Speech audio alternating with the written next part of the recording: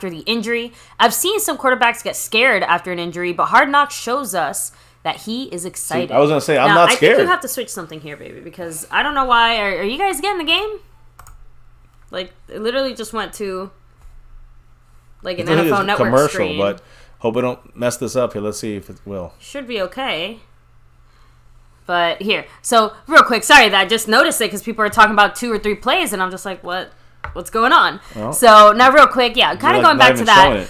You know, Dak, if anything, seems a little over-eager to run. You get what I'm trying to say? Like, he's almost going at it too hard, too fast, which is kind of what led to this injury in the first place, unfortunately. So, you know, but the good thing is that, you know, Hard Knocks showed us that Dak is just ready to go.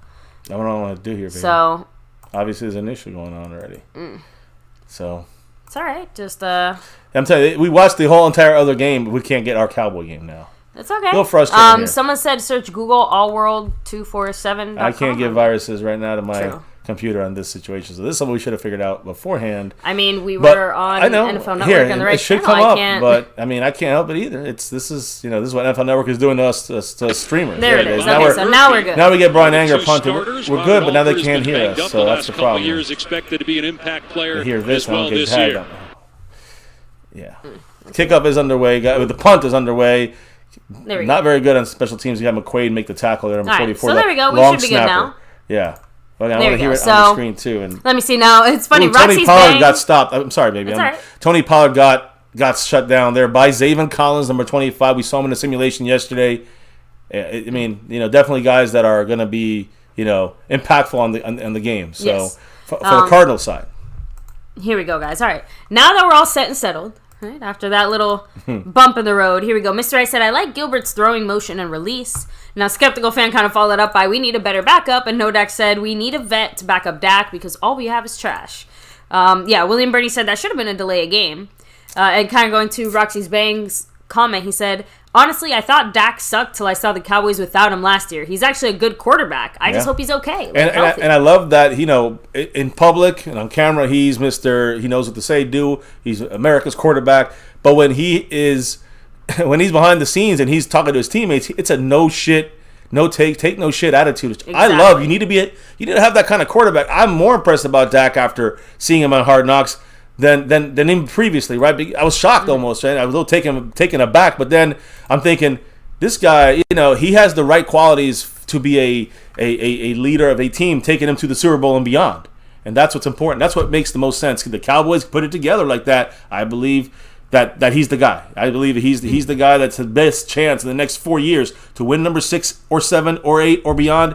He's the best guy putting us in that place. I truly believe that. Yeah, and Daryl actually brought up a really interesting comment yesterday when we were having like the general backup quarterback discussion, and he said, you know, the Cowboys basically, like, having a backup quarterback of quality, a veteran or whatever, it didn't do shit for us last year. Right? Well, it's because of the offensive line. I know. Yeah. I know there's other factors, but what I'm getting to is that the Cowboys probably feel like they did the right thing last year, right? They invested in the veteran backup quarterback. They threw a little more money, you know. And then all of us, you know, and then it ended up not meaning anything or not mattering as much as it should have. So instead, they're going the complete other way and just saying, fuck it. What is the point of doing this? The point is let's just keep the cheap guy that we can trust for a little bit. But there's still veterans that are cheap out there. That's the thing. The Cowboys never really... I think McCarthy wanted to push... He wanted to push Garrett Gilbert. That's what I think he wanted. Driscoll came in and gone. Brett Hundley came in and gone.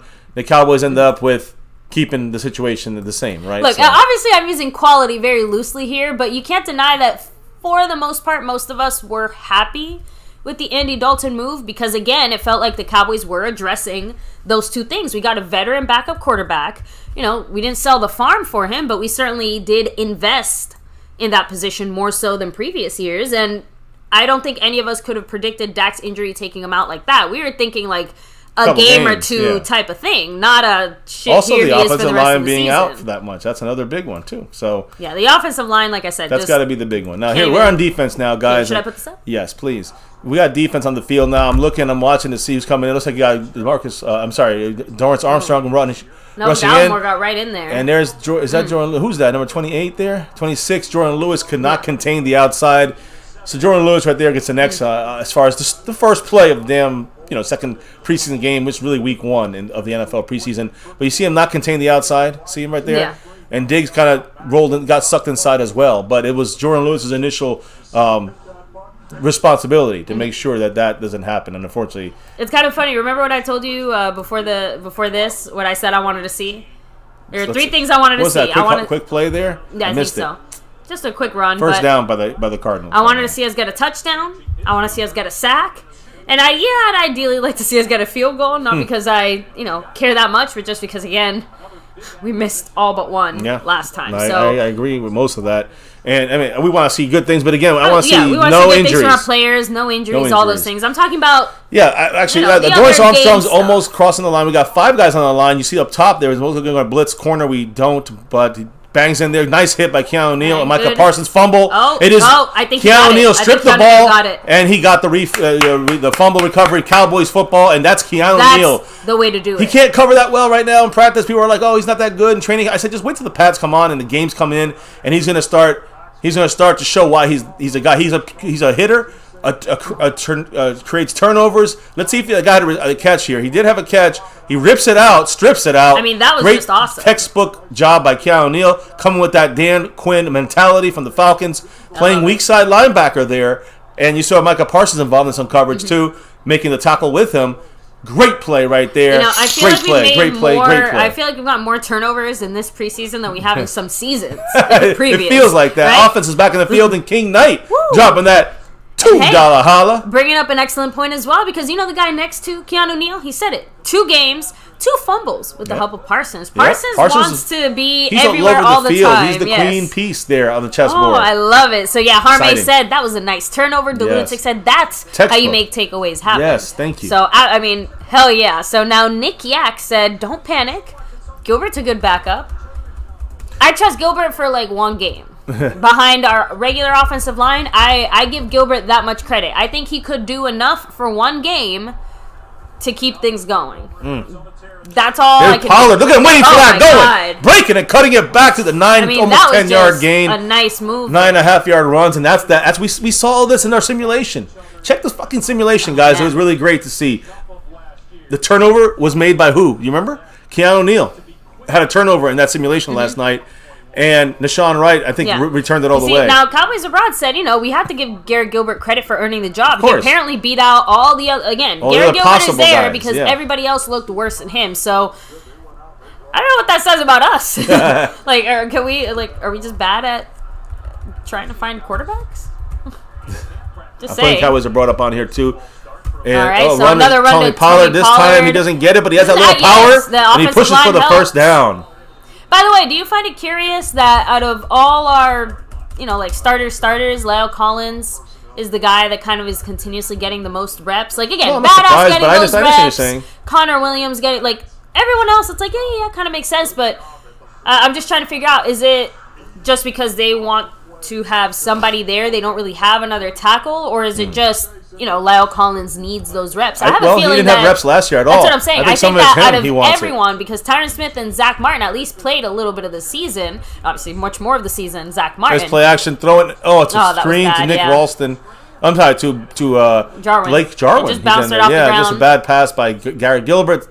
2nd and 10 now, I think. Let me see. Now, hey, guys, remember, I said it. Garrett Gilbert behind this offensive line usually looks like Dudu Kaka.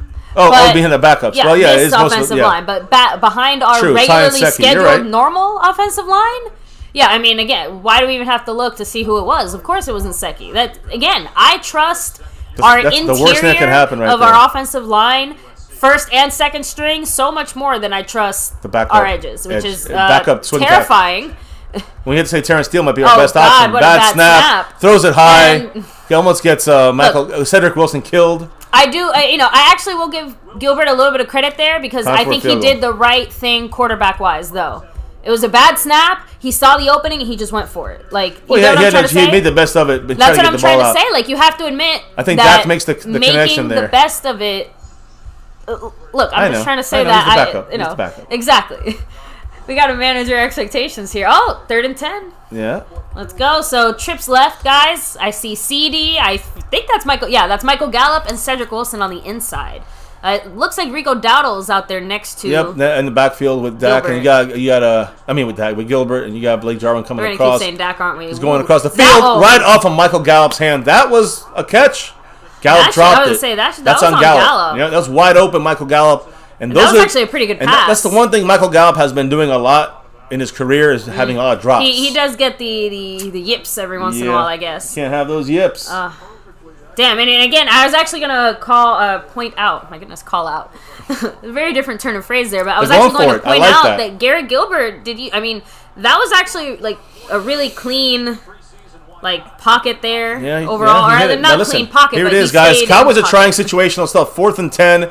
Cardinals look like they're going to blitz. Can Garrett Gilbert read this? He's the one-on-one coverage. It's CeeDee Lamb on the right side. Slow snap. He's going to go to CD. He's going to go across the field for the easy first to Michael Gallup. Finally, there getting we go. Redemption there for Michael Gallup. Not dropping the 20-yard bomb it should have been, but the 10 yards that we needed. Now, he would have got us to a touchdown possibly in that play, but now somebody wants to say hi. Oh yeah, now it's a first down. I love it. And listen, the Cowboys were pointing out CeeDee Lamb in that. It's on purpose to give a heavy focus for the defense to kind of roll to that side. Opens up Michael Gallup for the first down, right? Nice job by the Cowboys there. And, hey, I like the 4th down going for it. Just trying situational stuff. It's not about winning the game. It's nice to win, but it's about and he went through his progressions. It's about, testing out your team in different scenarios. Yes. This is one of them. Here we go. Gallup is way better than T. Will. Pete Prescott, I agree with that. Absolutely. That I agree with. Oh, Dowdle. Nice job. Dowdle. Sneaking through there. Again, La'el Collins is hurt. Oh, fuck me. La'el Collins got rolled on at the end there. Let me just see what happens.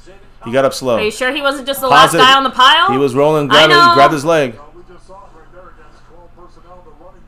Here, we're going to see it now, aren't we? He spins out, yeah. Let me see. He comes all the way to the other side, and then it gets rolled on from the back. Who's that? Brandon Knight. He's still standing there. He ran into La'el Collins' left leg. No, it looks like somebody ran into him from behind. It was Rico Dowdle. He ran forward. It was accidental, but they're moving pretty quick here. I think that's still La'el on the edge. He is on the right side. Okay, Thank goodness. So he just tripped. He got rolled on, but he didn't get hurt, which is big. Now, Garrett Gilbert, 2nd and 9, dumps it out to Rico Dowdle. Got to make a move. Does make the move. Go. Gets almost a first down. Ooh. I mean, if he didn't slip twice over his own goddamn feet. I don't know about slip. He ran himself out. He's trying not to run over this guy. You see the guy blocking? Number 17, guys. You know who that is. Malik Turner. If the Cowboys keep fighting 6 for that receivers, receiver spot. I was about to say, if the Cowboys keep 6 receivers, I mean, it's him Malik Turner makes it. It's him or Fehoko, and right now he's out playing Fehoko. I don't see, honestly, I haven't seen anything from Fehoko. I know, and he's gonna get opportunities tonight. We got Cedric Wilson, Noah Brown, Michael Gallup in there, CeeDee Lamb sometimes rotating in. Yes. And, Malik, Jason Kojak, what's up? Much love. Let me see. I want to make sure. Kill the Birds at 93 points on that board. Much love to Cowboys abroad. Now, 3rd and 3 for the Cowboys. I'd say the Cowboys go for it. If they don't get it, but they do go for it. He drops it. Damn. Noah Brown can't do that. No, I think that was good defense. Yeah, but he has to make that catch. He had his hands on the ball. Whitaker? I think unless he reached around and got it, then Whitaker, Cowboys won for this. I hope don't kick a goddamn Brett. I mean, not Brett Maher. I would say Brett Maher. No, who is it? Who's with the Saints, by the way? No, it's Niswander be kicking. I'm gonna keep calling him Niswander. Something I want to keep watching though, and this game is number 79. And, they're going for it. Yeah. I like it. And also got to watch Terrence Steele, number 78, when he gets on that field on the defensive side, on the offensive side. Most of the guys I'm watching are defense. The offense is all about depth.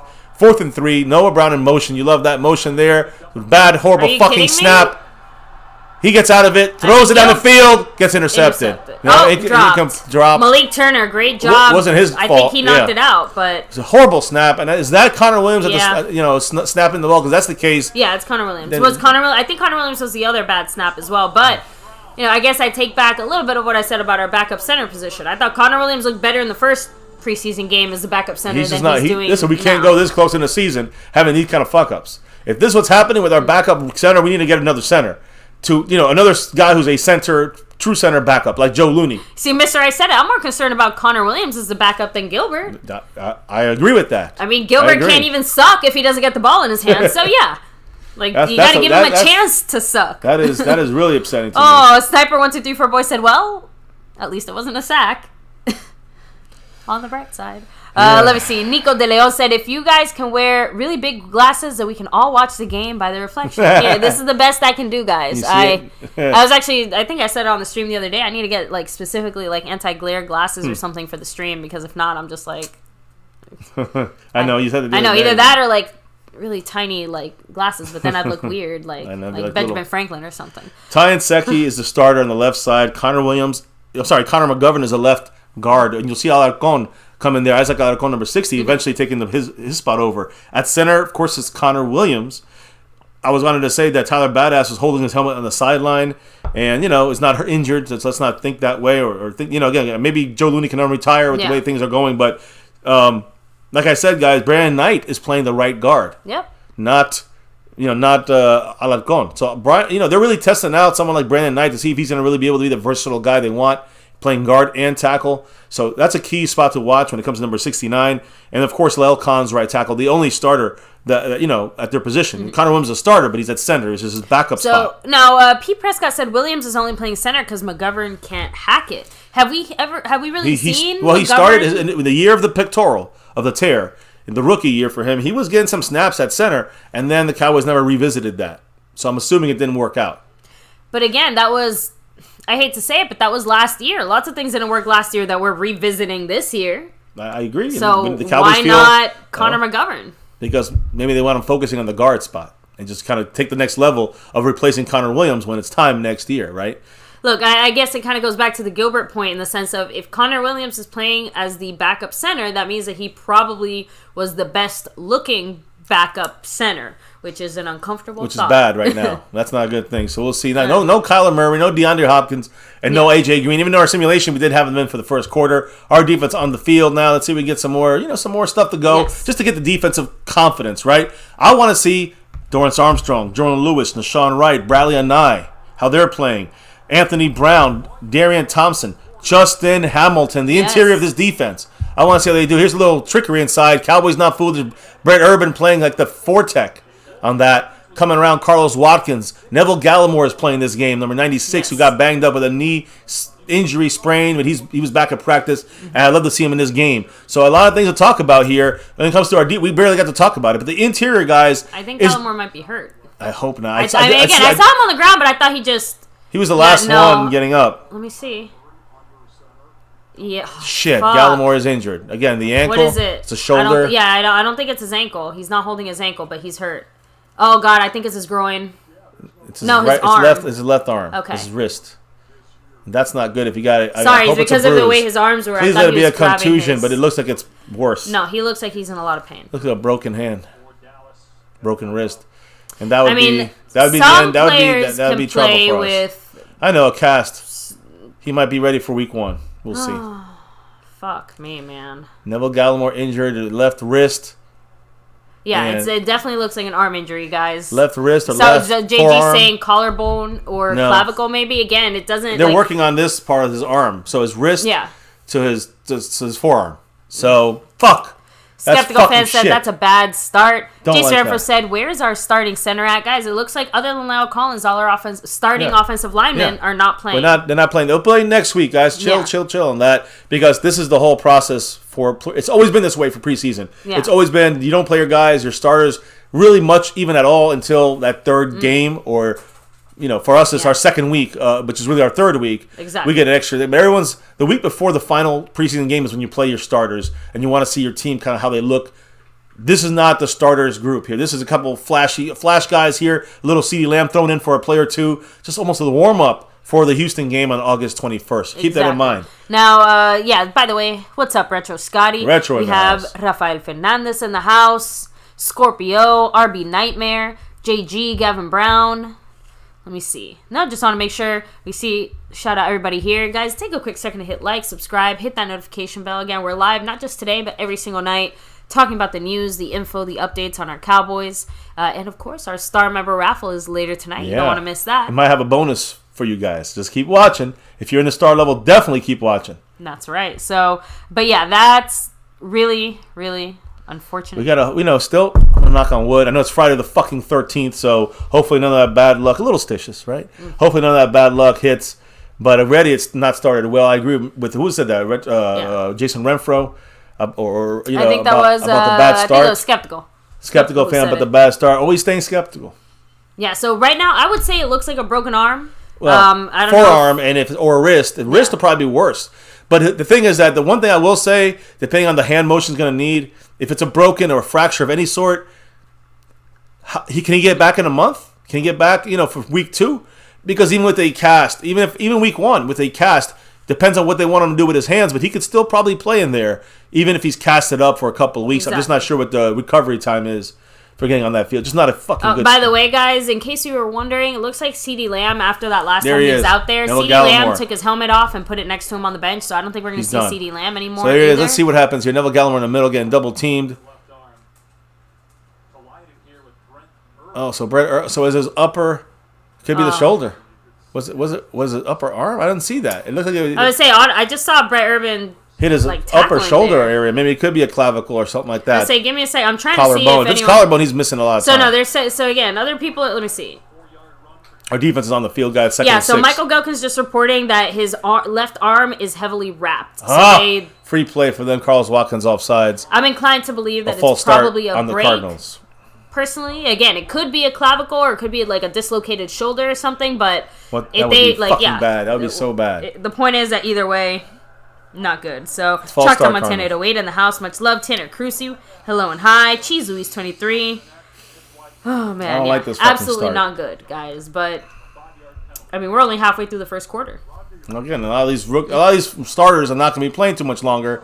That's why you don't play the starters. I was just about to say that's probably why CeeDee Lamb is sitting on the bench for the rest of this game. We don't care about wins in this, guys. We don't care about winning preseason games. We care about getting out healthy. That's number fucking 1. Second is depth. How do they look? And can we find some guys, gleam out from that? Micah Parsons rushing in the middle. He does drop back in coverage. Overthrow as Captain DCW is on the board already. Back in that navy blue. Much love. Woo! Much love to you, man. Yes. Captain David West. Now, Jay Reed, again, if it's a clavicle, like Pete Prescott just said, it's going to be 8 weeks before we see him. But there is a chance if it is a broken arm, depending on where the break is. Obviously, we're being very optimistic here, but he could play with a cast. We have seen other players do it. The thing you see the Cowboys doing with this now, he goes on that short-term IR. He goes for 3 weeks and misses this. It's a flag on the Cardinals. He misses. Now it's going to be 3rd and 16. He's going to miss the first 3 weeks of the season. Maybe the 4th week as well, no matter what, because if you go on that short-term IR, it opens up another spot on your roster. Yep. And you don't have to worry about losing him, of course, being cut or anything. He's not going to be cut, but he's going to be back sooner than later. You're already going to have 3.5 weeks to get ready for the first game, so he's going to miss that first game, second game, third game. Now you got yourself almost a month and a half of recovery. We'll see how that goes.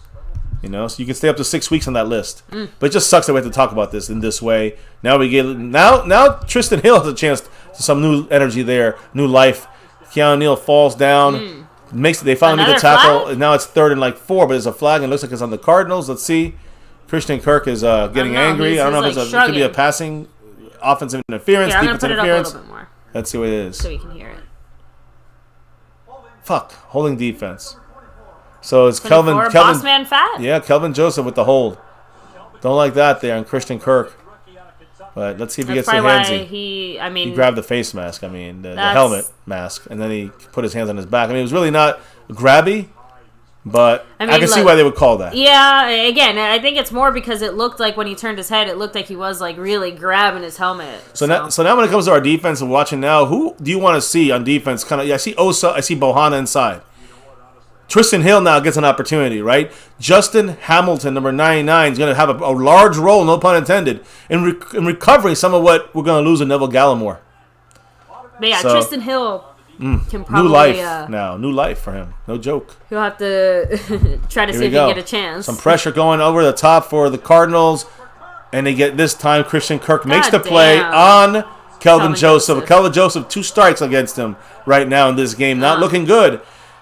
So far, with the flag and now with the coverage, this whole game started ugly. It was a great pass but he was burned. Kelvin Joseph was burned. He did make up ground.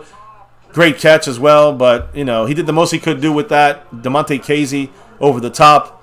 It was a great throw, really, more than anything, and then a great finishing to the catch. Well, he made sure to put it only where Kirk catches. So it was even though it was decent coverage, it wasn't good enough.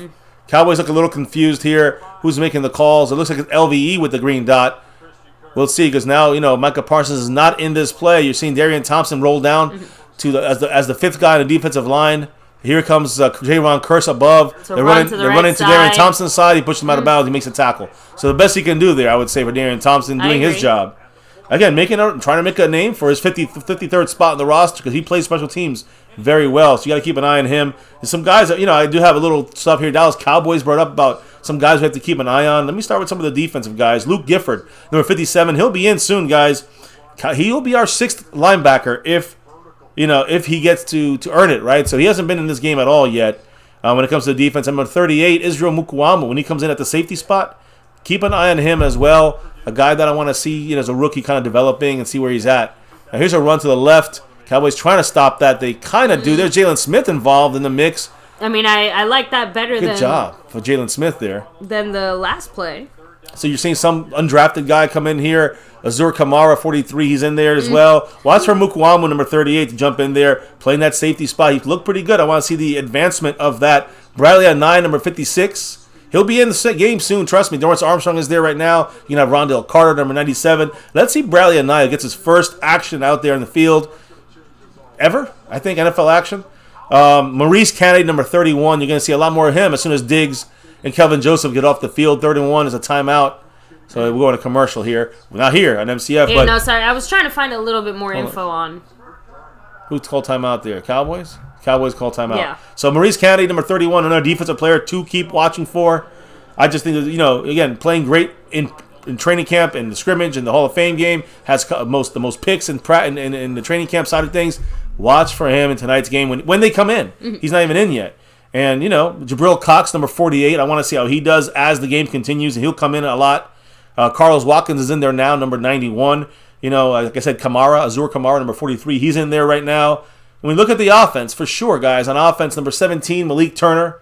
Of course, Garrett Gilbert, got to keep an eye on him. Fahoko battling, Malik Turner is the big one, I would say. Kind of keep an eye on that. Sean McEwen continuing his domination for that number 3 tight end spot and over Jeremy Sprinkle. Mm-hmm. So number 84 beat number 87 right now, but we'll see how that continues. Keep watching that. Malik Turner, guys, has had, number 17, the better camp than Semi Fahoko. Please, I think we all can agree with that in this battle for that, to my opinion, that 6th roster spot. Cedric Wilson, also, a lot of people saying maybe he won't make the team, but I think he's kind of solidified to that slot guy, the outside or slot guy, punt returner. I was just about to say, did people forget, he plays pretty solid special teams? Yeah. He's a solid, depth receiver. Yeah, so to Noah speak. Brown is solid as well for that. The Gallimore injury is a big loss, but we're kind of fingers crossed, hoping it's not anything that keeps him out of the game for too long. Really hoping. And Delunsix thinks that tonight's offensive woes have been bad snaps by Connor Williams, for the most part. So you want to look at the negatives right now? It's the snaps from Connor Williams.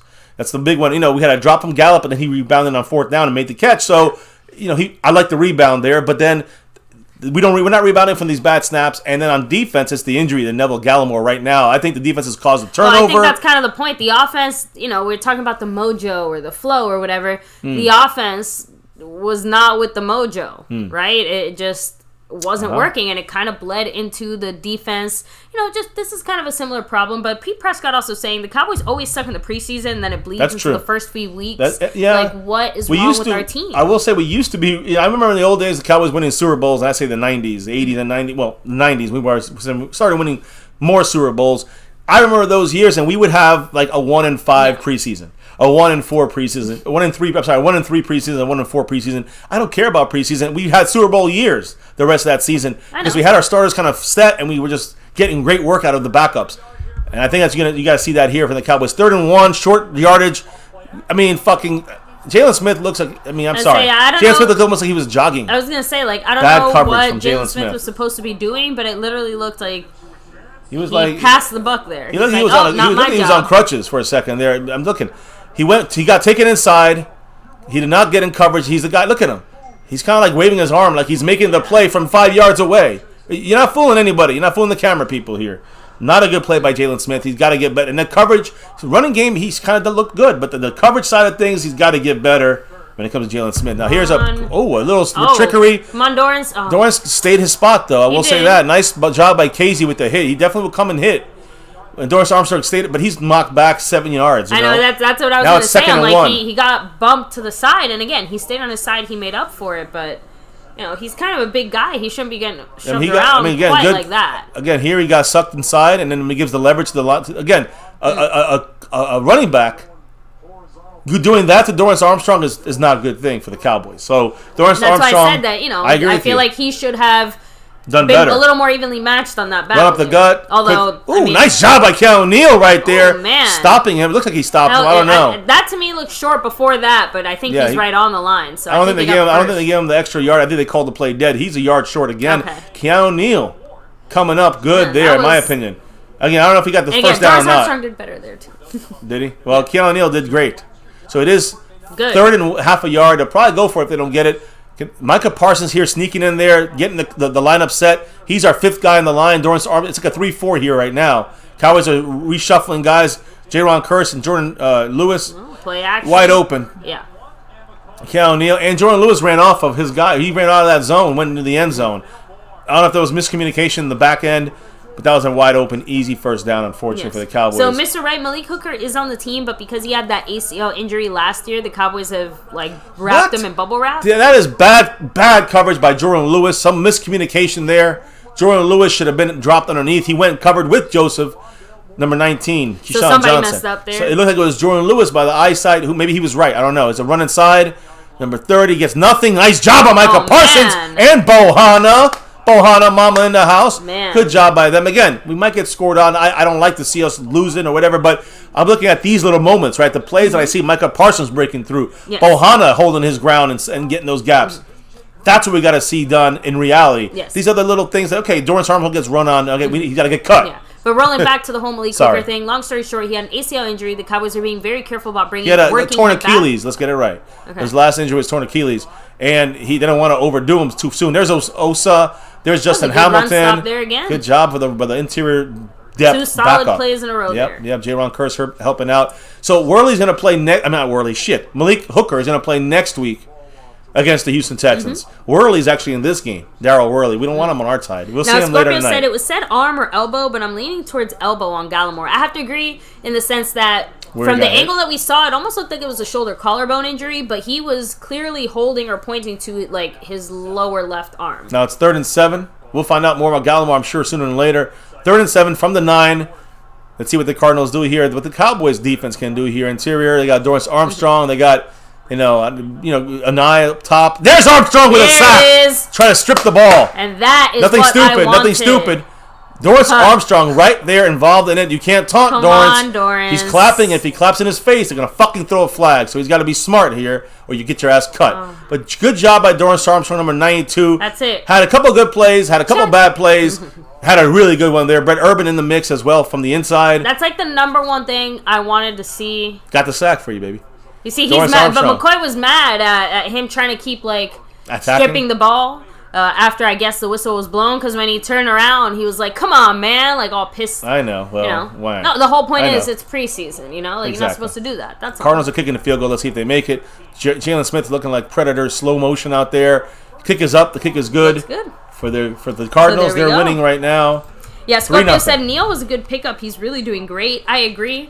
That's why it's even sadder that we lost Gallimore because he was also doing great. I know. Oh, yeah. Colt McCoy was pissed there. Yeah, McCoy's pissed still now with Cliff Kingsbury. Retro Scotty said, Armstrong did okay, but it was probably against the second-string O-line. We couldn't get a sack against the second and third-string O-line in that Hall of Fame game. That's true. That's true. I said it.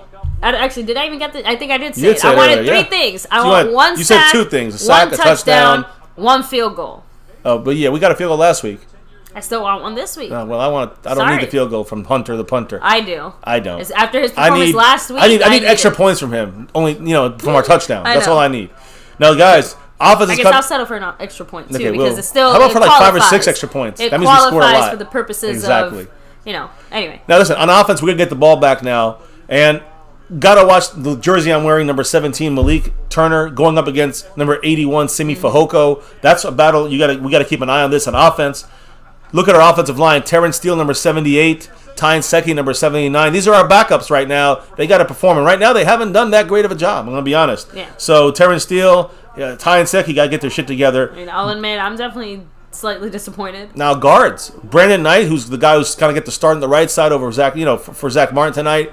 And you got to look at at Mr. Isaac Alarcon, also number 60 in this. Let's say bounce, number 16. Is that number 16? Reggie Davis. jumps over people, still running, gets to the 22. I appreciate the effort there, Reggie, but that was unnecessary. Reggie Davis, number 16. Now you're seeing, again, McEwen, another guy we got to keep watching. You know, and Fehoko missed the block there. Let me just say that. On special teams, this is a big deal for him making a team right now. And right now, I would say Malik Turner's got the edge on making this receiver spot number 6 for the Cowboys because of special teams. And McCarthy said that's going to be a major part of it, special teams. Now, on offense, Brandon Knight, number 69, he's in there on the right side guard. I want to see him. Isaac Alarcon. Let's see how they produce against backup. Sean McEwen, number 84, is going to take a lot more of a role here. You're seeing Nick Ralston, number 46, the fullback, with Rico Dowdle as the running back. Let's see how number 46 blocks. He's in this play here in an I formation. Nick Ralston. Let's see what happens. It's a passing play. Will they throw it to him? No, they go second level, and it is completed to, is that Cedric Wilson? It is Cedric Wilson. Who's making, he hasn't done anything wrong in this. I have to agree with you, the lunatic. I still feel like Gary Gilbert literally looks and says, what's the hardest to complete pass that I can throw? Okay. Hey, he's going for it. I appreciate that. But Jason also said, that looks like Tyler Badass at center. No, I don't think so. Again, I can't. Oh, it's McGovern. Are you sure that's Let me see. Oh, Badass, you're right. There we go. Good job, man. I was saying, appreciate that. Great catch there, Jason, because I did not catch. Again, I saw it, but I couldn't quite tell. First quarter's over. Go in the second quarter. So officially the second quarter, guys. But great catch. So I guess that's big because it means that they're done with the Connor Williams at center experiment. I don't know how I feel about that, especially after we just lost Neville Gallimore. But clearly, it means that we care more about actually having a center who can snap the ball. You got to look at these other offensive guys. If you can't get the connection, then what are you doing at preseason to figure anything out for your offense as far as depth? You got to have ability to make a play, and it starts with the center snap. So Badass is going to just do his job in the middle, but we don't want him in there. Now, taking all the snaps because he could get rolled on. Raul Castro is saying that that Kirk pushed Joseph. Again, not saying that, just saying that he did. But I mean, Joseph also pushed Kirk. I was gonna say, I don't think it goes was both ways. That to me is just like normal football. Like I know sometimes they'll call it, and sometimes they'll call it on us, but sometimes they don't call it on us. And sometimes, I just think it's one of those things that it's accepted. That's going to happen. We just can't choose it when it goes bad against us. Okay, that's a penalty this time. But when we do it, sometimes we get called, sometimes we don't get called. I know we feel like we get called all the time for it. I'm not really concerned about the little hand play. That's part of football. You cannot play saying, I don't want the Cowboys going there and crying about every play. Oh, we got touched on offense. No, you got to play through that. You got to make those plays. You got to overcome the refs. If they have bad plays, we got to overcome that. You know what we did in the 90s and in the 70s? We overcame the refs. Just saying. Exactly. And that's the key. We can't think about, how can the refs help us? I think that's the point that he's trying to make Montana wait. That I would not have called that a flag. I don't think Mr. FCF would have called it a flag, but we can also see how a ref in a normal game time scenario could have called it a flag, but only if the roles were reversed, right? The Cowboy player has to be the one doing the shoving, and then it's a flag. That's how that's a distinction. Yeah, I mean, again, that's the way it seems to us sometimes. Oh, I know. I'm really excited about Nick Ralston, by the way, number 46. It seems the Cowboys are already using him either as a blocker or as a receiver, as a tight end. So let's keep watching what number 46 does, who's fighting for a role on this team, using special teams as well. If there's at the bottom of the pile and there's usage for him, a little usage on offense, and he can play special teams, then he'll be a guy the Cowboys would keep over at others. And Simi Fehoko, who's going to get an opportunity tonight, got to fight, Malik Turner and a couple other guys on defense like Darian Thompson and guys like Nick Ralston for that last couple of spots, on special teams more than anything. But someone like Fehoko has to really show up, I think, on the receiving side because this guy Malik Turner has shown up on the receiving side, and he shows why he was number 6 last year of our receiving core, the last of our receiving core last year. By the way, no one's currently rocking the number 82 on the Dallas Cowboys. I was just wearing this in more of a tight end representation. Yes. Yes, tight ends. And of course, much respect to Jason Witten. Remember, there's no Dalton Schultz today. He's injured with that little tweak on the ankle. So it's McEwen and Jarwin. Blake Jarwin and Jeremy Sprinkle. And also number 47, the undrafted tight end. Now, Cowboys are running here with Dowdle inside. Ooh, inside, back outside. Tricky footwork. Good job by him. Pretty good run by Dowdle. And who's blocking there? Number, is that? It was 87, Sprinkle, who's more of a Blake Bell type tight end. Yeah. You know what I'm saying? And Montana's also kind of adding in what you had said earlier. He said the Cowboys have gone 0-4 in the preseason and then gone on to win a Super Bowl. I've been there for that. I remember that. So does Montana. That's my point. I couldn't give a rat's ass how we win this game or not. Preseason game, but I still can't deny that there's a few things I want to see. But here's what we want to see right here. You got McEwen in motion. You got Ralston, the fullback there, number 46, blocking for Dowdle. Badass doing the centers now. Center snap. Getting a second level. And look at that hole opened up by Badass. Man. Great job going to the second level. Great run by Rico Dowdle. Yeah, he flew right through there for the easy first down. Badass opening the hole. Again, against lesser competition, but someone's got to snap the ball now. Because Connor Williams just can't fucking do it. And it's so funny, Cowboys Abroad, because I think I made this joke last week after the Hall of Fame game. I said, I'm almost sad that Dowdle is doing so well, because him playing like that almost guarantees that we're not going to have a fullback. Like, I really think that. Does that make sense? Yeah. I'm just looking here, guys. Unfortunately, Neville Gallimore, like you said, out with a left arm injury. That's official. So he's out for the game. Yeah. Here we go. Pass to the outside to Noah Brown. This time makes the catch. Gains about 5 yards on first down. That's exactly the way we want to see that. Let's see how wherever they mark it. Second and 4, second and 5. We're good. By the way, preseason games, if you're a Minnesota Viking fan, you might get some real good deals. Now, Cowboys don't get these kind of deals, but the Viking preseason tickets going for as little as $3 per seat. Man, that sounds like a good night out for the family. I agree. Texans, guys, we play them next week. It's going to be the dress rehearsal. They have some guys that just joined the COVID list. Starter Titus Howard on the line. Roderick Johnson on the offensive line. Laramie Tunzel on the offensive line. They're missing 3 starters. I don't know if they'll be playing against the Cowboys next week. We'll see how the COVID situation goes. Throw up the middle there. Knocked away by number 20. Man, I thought he had that. Good defense there, but Noah Brown was a little, was knocked away. 3rd and 4 for the Cowboys. So, again, the thing was, there was on those positive tests, because we're playing these guys. We cannot afford to get our guys getting COVID from these guys. One of them was a positive test himself, so we don't know which guy. 2 of them were high risk, close contacts, probably because it was one of the 3 guys, right? Offensive linemen, so 2 are close contact because they're offensive linemen, and we don't know which is the guy that got it. But he's probably missing this game, and the Saints linebacker Quentin Poling was waived on the injured list or whatever. I'm just giving you guys some other moves here, like the Steelers also signed someone. Now they have no draft picks in the 4th, 5th, and 6th round in 2022, but right now it's 3rd and 4 for the Cowboys. Shotgun. Garrett Gilbert takes the snap, throws it in pressure. He's going deep, gets the catch to Cedric Wilson right there. I'm showing you why he's going to Cedric Wilson is like siphoning Michael Gallup's juju or something. I love it. Cedric Wilson is the guy that everyone's kind of ruling out somewhat. He's made this team, guys. He has special teams ability, whether it's coverage or returns. For CeeDee Lamb when he's not doing it. That's a great catch right there. What a catch. If you had to rank the receivers, like obviously... He's 4th on our list. Without counting Michael Gallup or Amari Cooper or CeeDee Lamb, because we know those guys are great. As far as like 1, 2, 3, 4, Cedric Wilson to me is the what the fuck? Good job. He threw that away basically. I know, but bad job of Malik Turner holding that block. He is like 4. You know what I mean? Like Cedric Wilson. The other guys I know Brown's like right behind him. Oh yeah, at 5. But I think that to me personally, I think Cedric Wilson is the better receiver. The Does athletic that make sense? receiver, exactly. But I think Noah Brown is a more well-rounded. He's a receiver. Great. Not only can he use his body, but also to box out defenders. But he also uses his abilities to block very well down the field and in the run game for the Cowboys. He has some value as well. Here we go. Garrett Gilbert in the shotgun, 2nd and 10. Got 2 guys on the left. Got McEwen on the right with Sprinkle. Switching Dowdle from left to right in the backfield to help blocking. He's going out in the outlet there. The flats. Malik Turner with the catch. Good job trying to spin little out of spin that. move and gets about 5 yards. It's about 3rd and 5 now, more or less. 3rd and 6, 3rd and 4. I don't know. But now the Cowboys get another 3rd down situation, trying to make a first down, and don't be surprised the Cowboys go for it. Might be no field goals in this game. Keep that in mind. Exactly. So, Cowboys Abroad said, I hope you're finally getting comfortable with Gilbert as a backup. He's fine. I mean, I feel, again, when we got a full offensive line for him, I think he's going to do good enough. As long as that offensive line is healthy, he can handle it. Now, I think acceptance is the 5th stage of grief. So, we got to we're out there. The Dallas Cowboy backup quarterback that we wanted. Now, here, Garrett Gilbert, 3rd and 5, can get the first down. Let's see what we can do here. Nobody in the backfield. They're just bringing 4. He's kind of looking a little again, there's no flag there, even though Cedric Wilson was being held a little bit. And now will the Cowboys go for it or kick the field goal?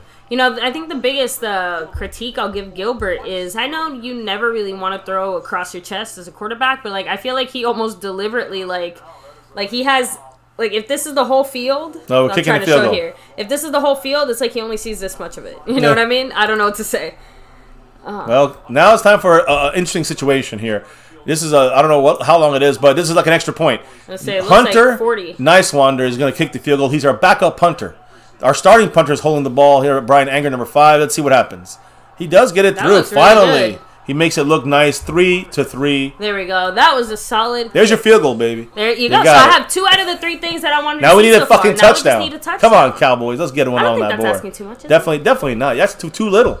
And we already fucked up on the biggest thing I asked for, which is a healthy game. It's funny. We already are. I'm just saying. Even Cowboys Abroad said, kickers need practice too. Just let them kick the field goal. It's okay. So Nick Yak. It's more about the points, I think, getting on the board and keeping the Cowboys. Pete Prescott said, Fehoko is better at special teams than Brown. We'll see what Simi does in the second half catching the ball. Maybe but Simi did not look good at that last play on the kickoff where he missed his block completely. Number 81 did a bad job on the specific play I watched on special teams, which puts him at a disadvantage, when it comes to fighting Malik Turner for that number 6 spot, if they even keep a number 6 receiver on this team. Mm-hmm. So yeah. Cassie Stewart said, "Have you scored a touchdown in the preseason Nope. yet?" 3 points last week and 3 points this week so far. Mm-hmm. At least we got a chance to do it in this game, right? Let's get that. Exactly. So. Let me see here. Now, I think you updated the score. Perfect. Yep, and it's still second quarter, guys. I just want to make sure, just to really quickly mention that the Steelers traded, the opponent we had last week, traded for Jaguars linebacker Joe Schobert. So Pittsburgh is giving up, he's getting about $7.3 million this year. Fills a need for the Steelers, but I think that's overdoing it for them because now they give up a 6th-round pick for the Schobert guy. Steelers also have $22 million in dead cap hits next season. They have a lot of contracts that are voidable, have voidable years added, similar to the Dak Prescott contract. My point is, the Steelers are all in 2021, and then they got to dismantle their team next year for the Steelers with the salary cap, with a lot of these single-year player guys. Much love. We got ourselves Texas style girl. Welcome to the subscribing. Yes, welcome to the family here with us. The My Cowboys family. Appreciate you here with us. But yeah, just saying, it's a major rebuild for the Steelers after this year. And you can tell by the moves they're making, at the levels they're making, they got nothing left here. So they're trying for anything. By the way, running back. If you talk about running back, we got Rico Dowdle's our 3rd. Got a couple, undrafted guys, Jaquan Hardy, I think that's his name, and we got Brendan Knox as they're fighting it out. They'll maybe try to catch Rico, but obviously not happening. And I want to say Darius Geis is out there. He got released by the Washington football team. Today he was suspended by the NFL for the first 6 games of the season. Suspension comes from the domestic violence arrest in August 2020. Criminal charges were dropped in June, which allowed the NFL then to wrap up their investigation and put it on the personal conduct code probe side of things. Again, this is the latest example of a league discipline for a player without a conviction like Zeke. You remember that. Now, I'm not saying that he's right or wrong. He figured it out outside of the courts. Look at this. Cannot have that happen. Big return. Jabril Cox makes the tackle. But you see Malik Turner at the end of that play, in there. Who missed it up front to me? Is that another Simi Fehoko miss? I don't know. He didn't block well in the last one on special teams. Kamara's getting blocked out of this. Rondell Carr getting blocked out of the play. No one's in the middle.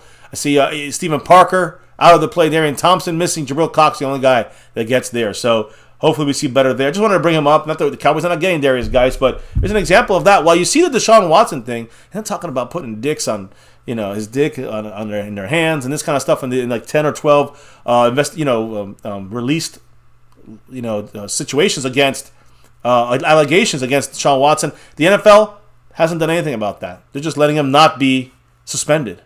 How kind. Interesting, right? How they let some things go.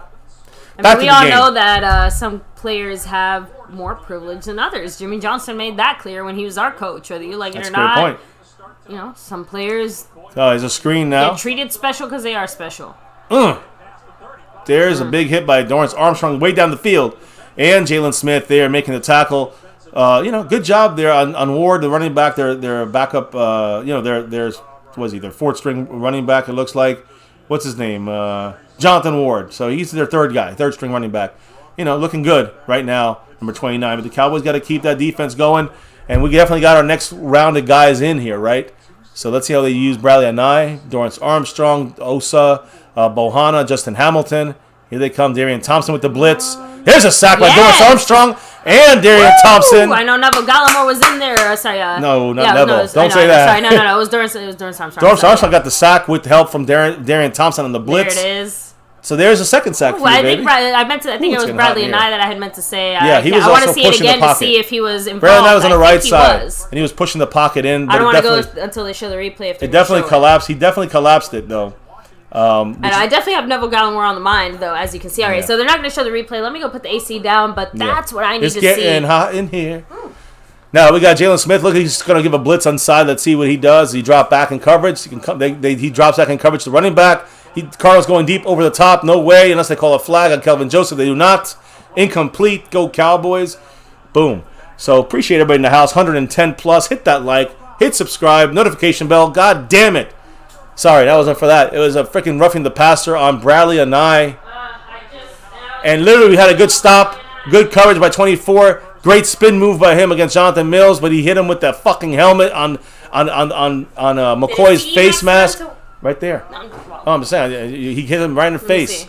He hit helmet to helmet. I mean, it's a stupid play. And I should not have led with the helmet. Like he was like. I'm curious to see what they're saying in the chat. They're probably saying that wasn't a flag. That was a flag. But Bradley and I is going to play himself off the fucking field. Justin Crowell's mad because he said it. And I beat his man. Exactly. Like, did that great. was unnecessary. And then did a stupid play to end. You got to be smarter than that. And he's just only hurting himself. Dylan said Anai can't make mistakes like that. He doesn't have that leeway. Cowboys said bullshit penalty.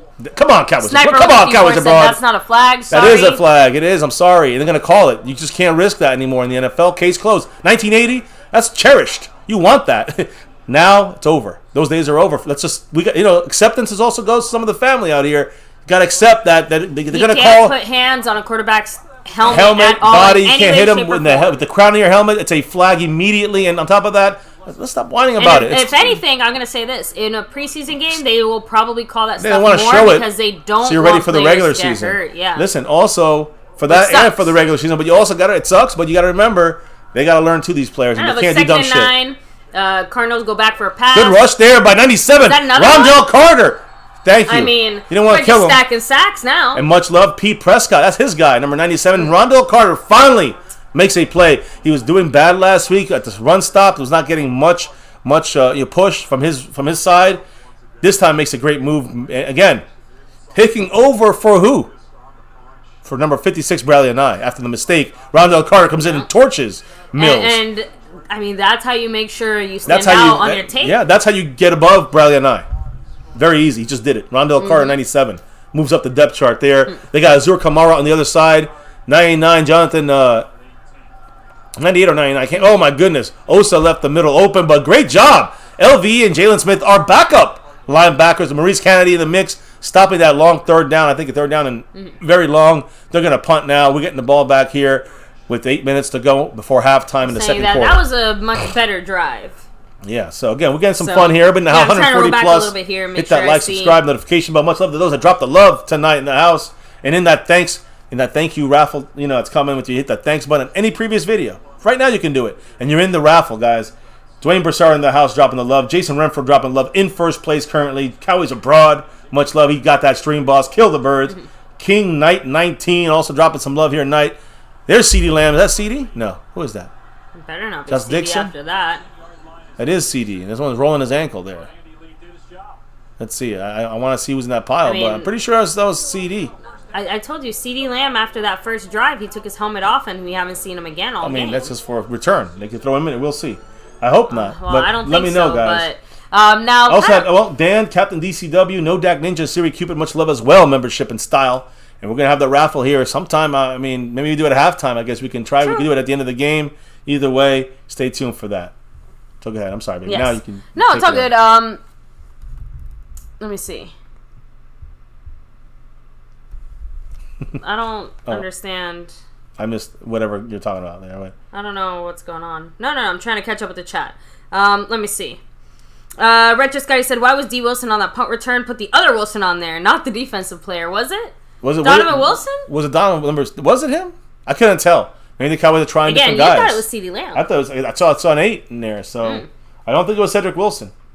But if it was Donovan Wilson, that's a bad move. Much love. Jason Renfro dropping the $1 holla, much love. And he's making sure he's got that lead above right here, guys. Much love to Jason Renfro with the dollar holla. And a lot of thanks, man. He's right now, got, the top of the list of a couple other guys with 3 entries right now. He's also got 3 entries in that thanks raffle on Tuesday night. Yeah, Richard Scotty said, it was 6. So it was Donovan Wilson. Yeah. Wow. That didn't seem very smart for the Cowboys. No, Dylan said it was Dixon, not C. Yeah. Number 6. Okay. Yeah, so it was number 6. The That's other what I was number thinking. 6. Yeah, because Johnny Dixon got the one of the captains tonight. So you're gonna probably see him doing some returns. By the way, I know this is super. That's the only way he can make this team. I just was saying. I know this is a bit of a side note, but they were obviously promoting the game and stuff like that, and they used Zeke's picture, CeeDee Lamb's picture, and Randy Gregory's picture to promote tonight's game against the Cardinals. Makes sense. But again, those guys are barely How playing. if only one of those guys played? That's what I'm saying. That's the point. It's like you could have picked 3 other guys. Gregory must be pissed off then because he really wanted to get more snaps this game. Actually, that's Micah another. Parsons I haven't not seen playing. Micah Parsons that much either. He's been taken out a lot in this. So again, will we see them later in the game? I don't know. I don't think we're going to see Randy coming in this game here. He's got to not be happy about this. Cowboys are really trying to get him ready for that Week 1 game, for sure. I feel like we're seeing an overall trend, at least for the Cowboys. We seem to be pulling back when it comes to the preseason and putting in more work when it comes to our practices and even that scrimmage we had. I think we did more in that scrimmage than we probably will do in almost every preseason game, short of the one where we play our starters. Which is next week, which is against 21st. But even that, I'm expecting like one full drive on both sides of the ball, and that's about it. I feel that, yeah. I mean... So, looks like it's rush hour here. So, Roland White, again, Cooper Rush. But is he in the game now? It is. Roland White said, where's number 4 at? Again, guys, Dak Prescott will probably see him at that Houston game. We're not going to see him. At best. If not, it'll be Week 1 against Tampa Bay. That's facts. There's no surprise. Everything is progressing good with Dak. Man, I didn't like the way McGovern got up there. Everything's progressing good with Dak Prescott, and hopefully, he'll be able to get at least 1 or 2 series in that Houston game, and then... and then he's ready to go. It's just a little I'm not worried at all about Dak Prescott, and he's the best guy for the job, in my opinion. With the way the Cowboys set this up, Jerry Jones, Stephen Jones, they set it up this way.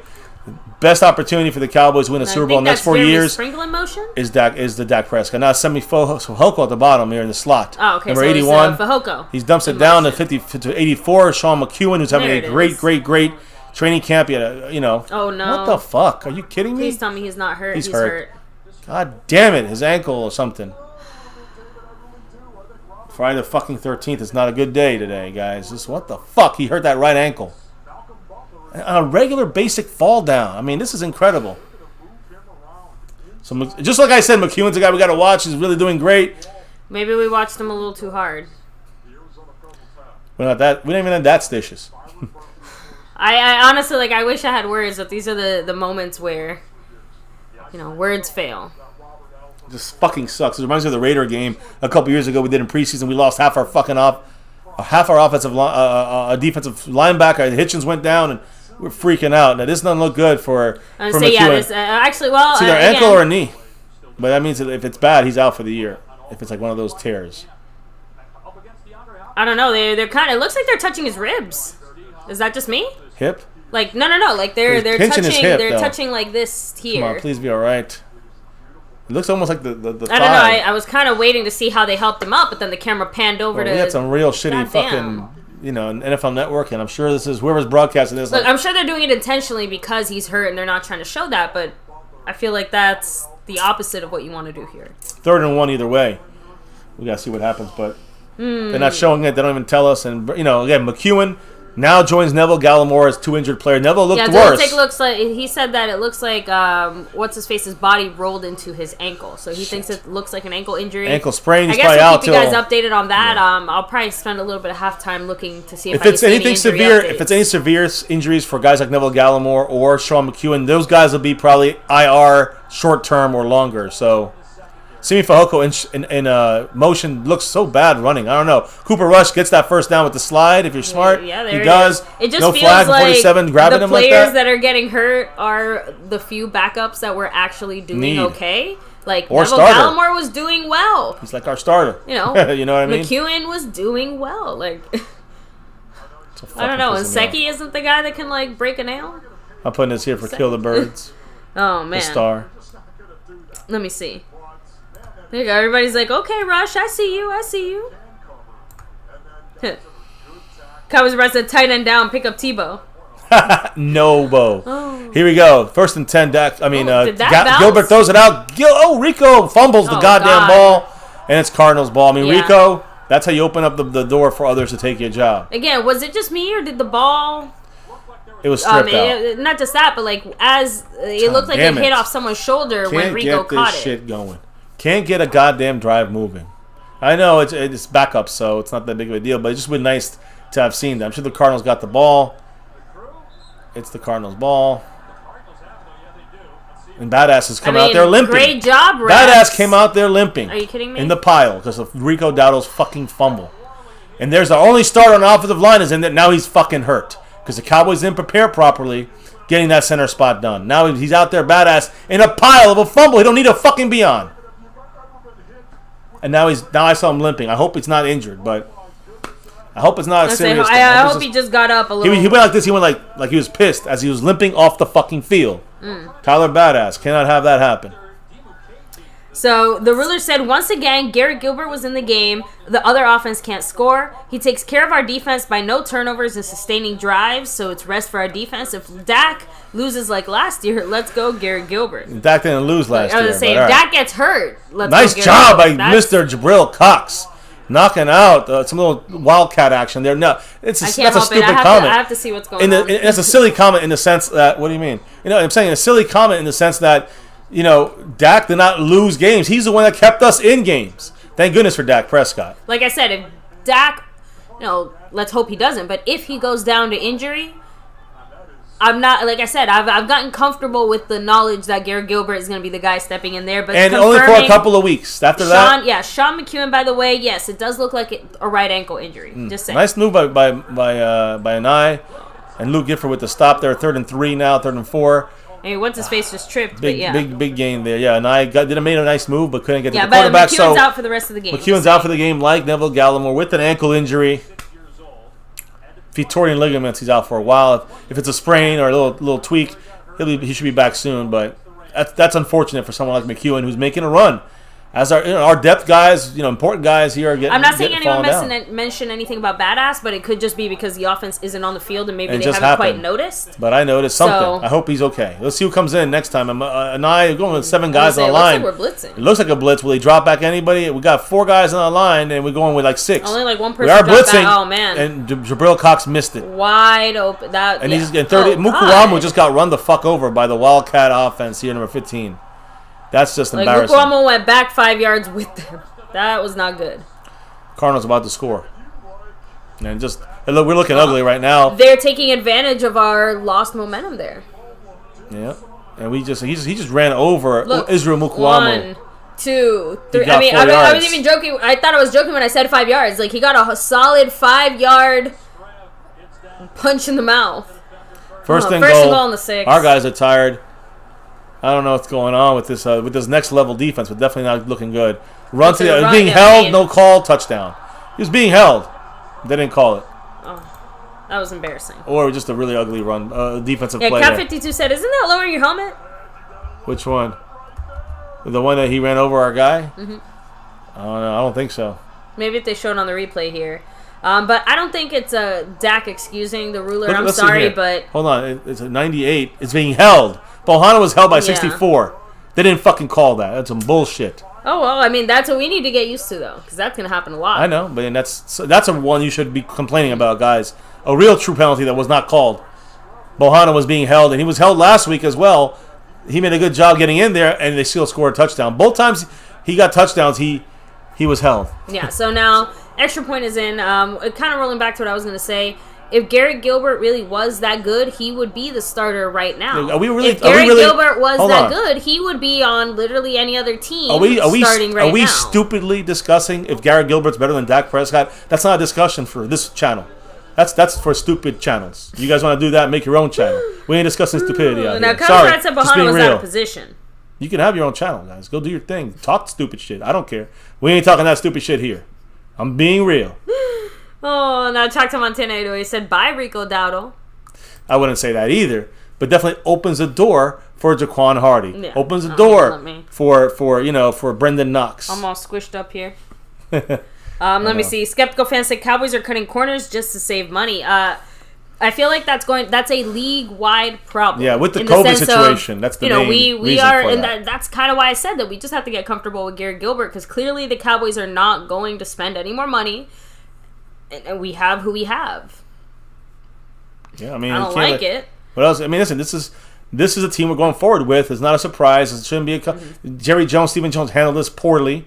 Maybe that's who some people in the chat are. Maybe it's Jerry and Stephen with burner accounts. Either way, they handled it poorly. They admitted they made mistakes by not signing Dak sooner. Dak is the guy. There's no ifs, ands, or buts. Garrett Gilbert is only a backup and hopefully serviceable. We'll see. As just a 2 or 3 game guy. The whole season, forget about it. It's not going to be. He'll be okay. Win some games. We're going to be an average team, and that's not acceptable with our defense needing the help from the offensive side to be a high-scoring, high-volume team. Exactly. Which is what we're going to get from Dak Prescott and the rest of this healthy offensive line.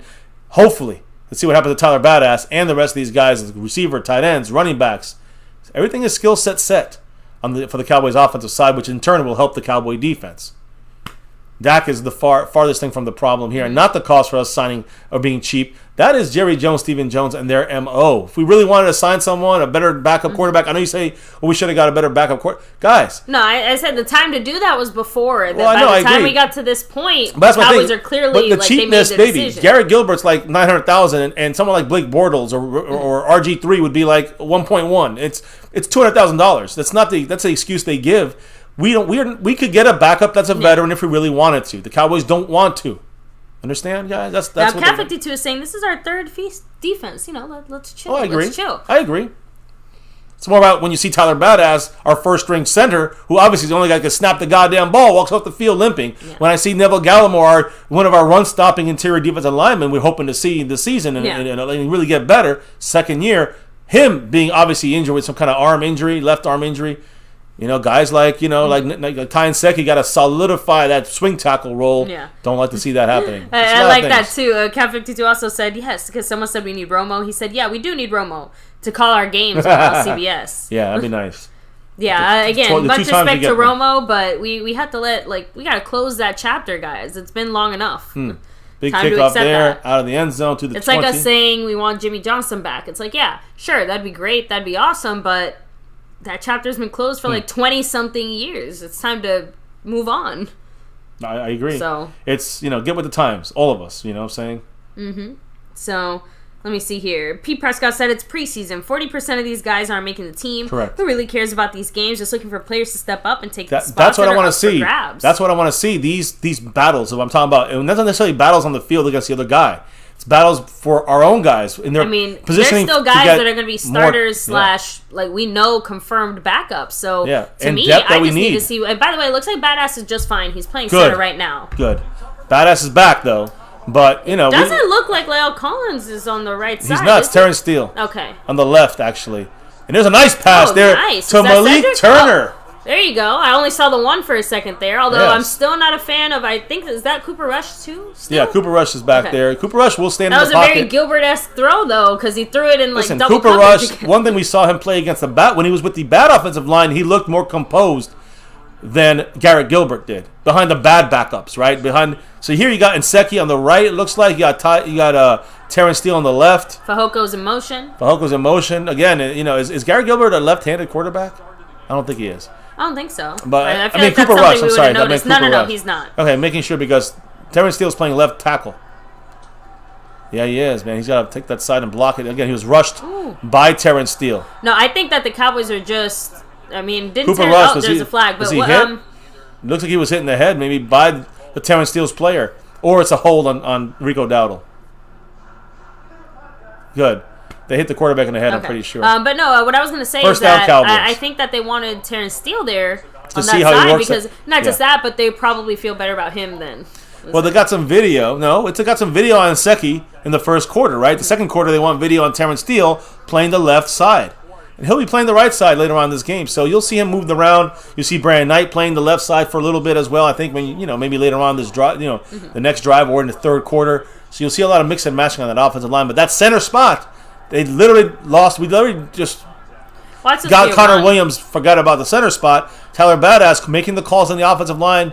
I like that no matter which level he's with. Getting to the second level, nice miss by him. So run left, and he gets about 2-3 yards. Badass missed the block there in the second level. Still didn't make a difference in the game. But Rico's still doing his thing. Got to rebound from that dumb mistake on that fumble for Rico. Got to get better there. That's right. Richard Scotty said it. It's only 10-3, not 20 or above. No, I get mad about certain situational stuff I see with the Cowboys. He said, I heard Terrence Steele and threw up a little. Jacoby's commentary, what's up? He did a good job blocking on that down. And third string versus Pete third Prescott, string. Of course this is a Malik Turner jersey. What else would it be? What do you think it would be? Malik Turner in the house. By the way, these are also Mike Moss South of 88 jerseys. Let me take a second to show him off a tiny bit. Oh, that was not high the greatest snap by Badass, but a nice throw. Simi Fehiko with a catch. Good for him. He's not down yet, Schmucko. It's not college, idiot. That's the idiots from The college. simulation. They gotta remember this shit. But yes, guys, look, if you see here, these are authentic Mike Mosh jerseys. Yeah, sewn and stitched, fantastic quality. Boom. So these jerseys are the are jerseys- exactly the jerseys that you guys would get. Here it comes. Look at that nice catch. Falco extending himself. Almost got hit. Did not. He did get touched. Yeah, he and had he to was work for down. that. He was down. But The point is that he the got always be Cardinals should running. have done a better job of making sure, because clearly Well, whoever no, the Thompson point was is, did not even that. The point is he should be a better job, get up and run, no matter what, and protect the ball no matter what until you hear the whistle. I didn't really hear the whistle, so. Yes, the Cardinals can win every preseason game from here to Fuck Timbuktu. him. I don't care. Simeon Motion, this is what I want to see. Simeon Motion going to be blocking now in the running game. He does do a good job there. You know, Rico Dowdle gets stopped, 3 yards down the field. But Nonetheless, the point is they still kept that Fehoko- first. Oh, God. Fehoko, who's hurt? Terrence Steele now. Que maldita mierda. Like, When we talk about Terrence Steele, we're getting upset about any injury here. we can't afford to lose Oh, it's Ty anybody. Seki? Fucking unbelievable. That's the So worst. is Ty and Seki there? Another Left? possible starter. In the sense of like coming. Oh my God, his right leg. His right leg. You remember, again, I don't mean this as a haha funny joke, but do you remember what I had told you right before I went to shower? Yes, no, maybe. I'm sorry, say it again. I'm looking at some dumb comments in That's here. fine. But do you remember what I told you before I went to shower about the ankles? I said it feels like this year's flavor of injury. Everybody's getting an ankle injury. It was the dreaded We had hamstring Gallimore. curse. Now we got a different injury. We had Gallimore. We had Basham. Now we have McEwen. and somebody here, Ty Seki. Looks like he's had somebody. Right. He had an issue God with a damn. knee injury, right? In practice the other day, took himself out. Then now, he's got some kind of looks like a right leg injury. I don't know what's going on. I hope the best, Yeah. but he's not showing enough confidence in my mind to if he was to come in for Lel Collins or Tyron Smith. That's for The damn ruler, sure. again, I'm not really sure exactly what you want us to answer. Garrett Gilbert does not aid our defense. Listen, he baby, doesn't you gotta learn aid it. anybody. Hey, guys, ignore the stupid comments. I'm sorry, the ruler, you're far from ruling anything. You're kind of stupid, and you're not gonna do. I'm just saying, everybody ignore him or do whatever you want to do. It's irrelevant. The ruler is the stupid, and you can tell those kind of fans. They only have one narrative. That's to hate Dak. They don't want to think about how we can win with Dak. They want to hate Dak. We don't listen to that anymore. That's idiotic, right? Did Noah Brown even get targeted? Let me fix my glasses. Because Boom. P. Press got Yes, in. he had 2 targets. One he got knocked. The ball got knocked down. The other one he Okay. caught. He at least had 2 targets, maybe 3. Okay. Yeah, I fixed my glasses, so there you make go. sure the ruler saw that. I know who you are, and you're far from the ruler. Now, Kevin Dooku said, sit every single first and second string player immediately. It feels like we should do that, right? Definitely feel that way, but You're making me. I'm sorry, I can't help it. I'm checking for The other injury injuries? updates. That's Yeah, fine. I'm like trying to just keep it, hold back. I hope everybody here is for the raffle, guys. It looks like we're going to do this at halftime, so stay Yes. tuned for that if you want to be in that raffle situation. Yeah, guys. Okay, so David Hellman is saying that Ty Seki seems to be okay. All right. Again, Hopefully. Seems to be okay. Seems. Let's see. You It's gotta- not. It's not like McEwen, who is out for the rest of the game. I think I said that a few minutes ago. Let me see. Yeah, and it looks like Tyler Badass is the only starter who is still out there. That's funny as thick. I'm just laughing at the comments. I know. In the chat, Simi playing good says Cat 52, much love. Yes. I mean, one play. He had a good block as well. So that's 2 plays he's done good. A couple of mistakes on special Yeah, teams. it looks like Dak is mic'd up, or at least I don't know if he's maybe talking to the quarterback or this something. is all about hard knocks. Trust me on this. Oh, you think that's just Yeah, the Hard Knocks mic? Probably, or I don't know if it's I'm certain I don't know. I don't see anybody else mic'd up like that. it's hard knocks. Are you sure he's not helping with the quarterback stuff? Maybe, but why wouldn't he be involved in the hard knock side of things when this is the one game he's gonna probably? He's wearing an earpiece like the coach behind him, Oh, okay. McCarthy. I'm sorry, Oh, but okay. that to me I thought I saw the box behind him. I don't know if that was. Well, yeah, but he had like the whole earpiece and the string and Okay. I'm just saying, like So it maybe didn't look like I'd just. rather him involved with the coaching than with the hard fucking knocks. So yes, I hope so. But If anything, I like that. That means that he's probably helping call plays all right. on offense. We got our guys back. Rico Dotto coming out the backfield. It's a second down and about 7. We got Fehoko, got Malik Turner out there. Quick shot, Oh, a drop by man. Reggie Davis, number 16. Hit him right in the chest. Cooper Rush did his job. I mean, Cooper Rush Yeah, I was easily gonna is say, beating DiNucci out. Not just for that third DiNucci, spot. but I mean, I've said this before. I think I kind of like Cooper Rush better than Gilbert because I think Cooper Rush actually reminds me more of Dak, if that makes sense. I disagree. I know. It's not like Gilbert or Rush has Gilbert's done anything fantastic. Gilbert I just think is that out not of a those statue. two, I think I'd prefer Cooper Rush is a statue, but Gilbert, when he gets out of the pocket, sometimes does some dumb shit. So, I think that Cooper Rush, if he had a safe pocket, he could be maybe even as good as or better than Gilbert. But maybe. By the way, I think that when you want somebody who's scrambling, it's more like Dak-ish. You want someone like you remember the last preseason 3rd and 7. game? It's a run. Dowdle does not there. get the first short of the first, and we should go for it on 4th and 2. For it. Oh, fight. Tyler Badass Come ain't on, taking badass. shit. Hell yeah, that's what Just you do, badass. And why do they change the fucking angle? These idiots in Arizona. So there we go. Like I was breaking say, it very up. horrible cameramen in this game. Like Or they literally cut away from all the important Whoever's in the stuff. booth knocking those little buttons, they're idiots. Jeremy Must Sprinkle be trying to get the same haters of Dak are doing that. I think they're the ones doing it, running the show back there. So I'm sorry. Go ahead. Look, let me put it this way. I can understand why people maybe don't like Dak. The new tube. But I don't understand how they're actually legitimately saying that Gilbert is somehow better. That's my point. Like, you cannot like Dak and want someone else in there, but I don't see how you're acting like Gilbert's the guy or the answer. People that are crazy. So it looks like the Cardinals called the timeout. Those are the people that are still hating the fact that Dak got paid, and they're not getting paid in their personal lives. That's where the hate comes from, and maybe some other stuff. We talked about it in the past. Who cares? Those are people that are sub below some kind of some minimal IQ line. Put it that way. And so, by the way, under 2 minutes for the second quarter as well. Yeah, J.J. Watt didn't even. Almost to the end. J.J. Watt, Kyler Murray didn't even suit it up. Keep that in mind, you right? Yeah. Okay. Sorry, I have not gonna lie, I have a little piece of chocolate back here. So let's see what we got here, guys. Much love to everybody. Kick Nick Yak here. We are going for it. Armstrong, That's what I like. Armstrong had a good game so far. Number 92. Badass in the middle. We got Nick Ralston as the fullback. We're showing run. It is a run. Enrico Dowdle looks like he got that first down. Hold on to the ball, Although it Rico. looks like it could have been a fumble. No. He got knocked backwards. I think that is still a first down. It looks like he passed that line, and you got to review. Got a yard. You got to review it. You review this shit. I review it, and we got the first. Cowboys are moving in our guys. Eubanks is the other undrafted tight end who's out there. Nice job. Oh, he did fumble. Told you, he didn't have possession. He got it back and then recovered it over the first. I mean, he still technically recovered it, so I know, just snap the ball. But technically, it's a fumble. 1st and 10, it's a snap. It's away. Cooper Rush staying in the pocket. For Rico Dowdle. Throws it out there behind Simi Fehoko. I don't know if it was a bad pass or a bad route. Did he get? I was gonna say I can't tell, but I think that might have been on Simi a little bit. I think so too. I think it was on Simi. I see here. We're gonna. Oh, I thought they were gonna see. He fumbles it there without question. Rico's having that first game. We're seeing him with fumbling issues. That's 2 fumbles he literally had. One was lost. The other one was self-recovered. I mean, again, great job recovering it and holding on to the ball. He shouldn't be fumbling at all. Can't do that. Can't rely on him. He could be replaced. 2nd and 10. Now Malik Turner get back behind the line of scrimmage. Back it up. Come on, Malik Turner getting a touchdown. Let's see. I mean, he's on the line now. Yeah, with the ball. It's more about what the ball is. Looks good. Cooper Rush looking left, throws it left. There we go. To Jeremy Sprinkle for one catch there for about a 7-yard gain, keeping the drive alive. A minute 5 and ticking. Badass gets back on the line. I like the Let's get a touchdown here. Let's not fuck around and get stupid field goals. Let's get your hat trick. Say that's it. I don't think I'm asking for too much in this preseason game. I don't need to win. I just need our players to do well. 50 seconds.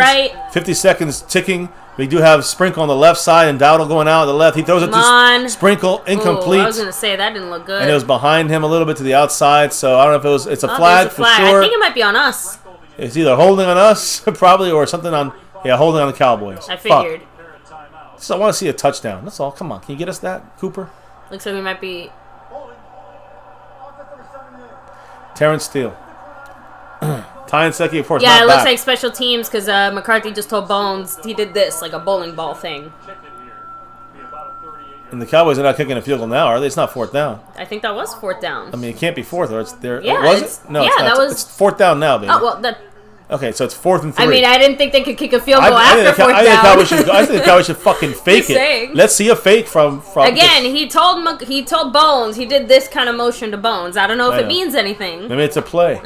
Either way, it's just preseason. I would say get one of the trick plays out the way. You know what I mean? Yeah. Why not? But let's see what happens here, guys. Cowboys kicking the field goal. It's 10-3. 45 seconds. It is going to be kicked up, and it is up and good. I mean, I think, again. Good rebound. I know you said we don't really need to see field goals here, but I think seeing Nice Wander do this soothes my heart a little bit. Just because I know he doesn't have to do it. I know, but the last thing you want is something happening Greg to Zuerlein is going to be the guy that is going to come back and you know what I'm saying? He's going to be. It's no use in this for me to get the field goal, but okay for the team spirit. If last year doesn't make you want 3 backups at every position, I don't know what. There's no room for 3 backups. Sorry, and Niswander's not there to be a backup. He's our punter. He's not a punter. He's our backup punter. True.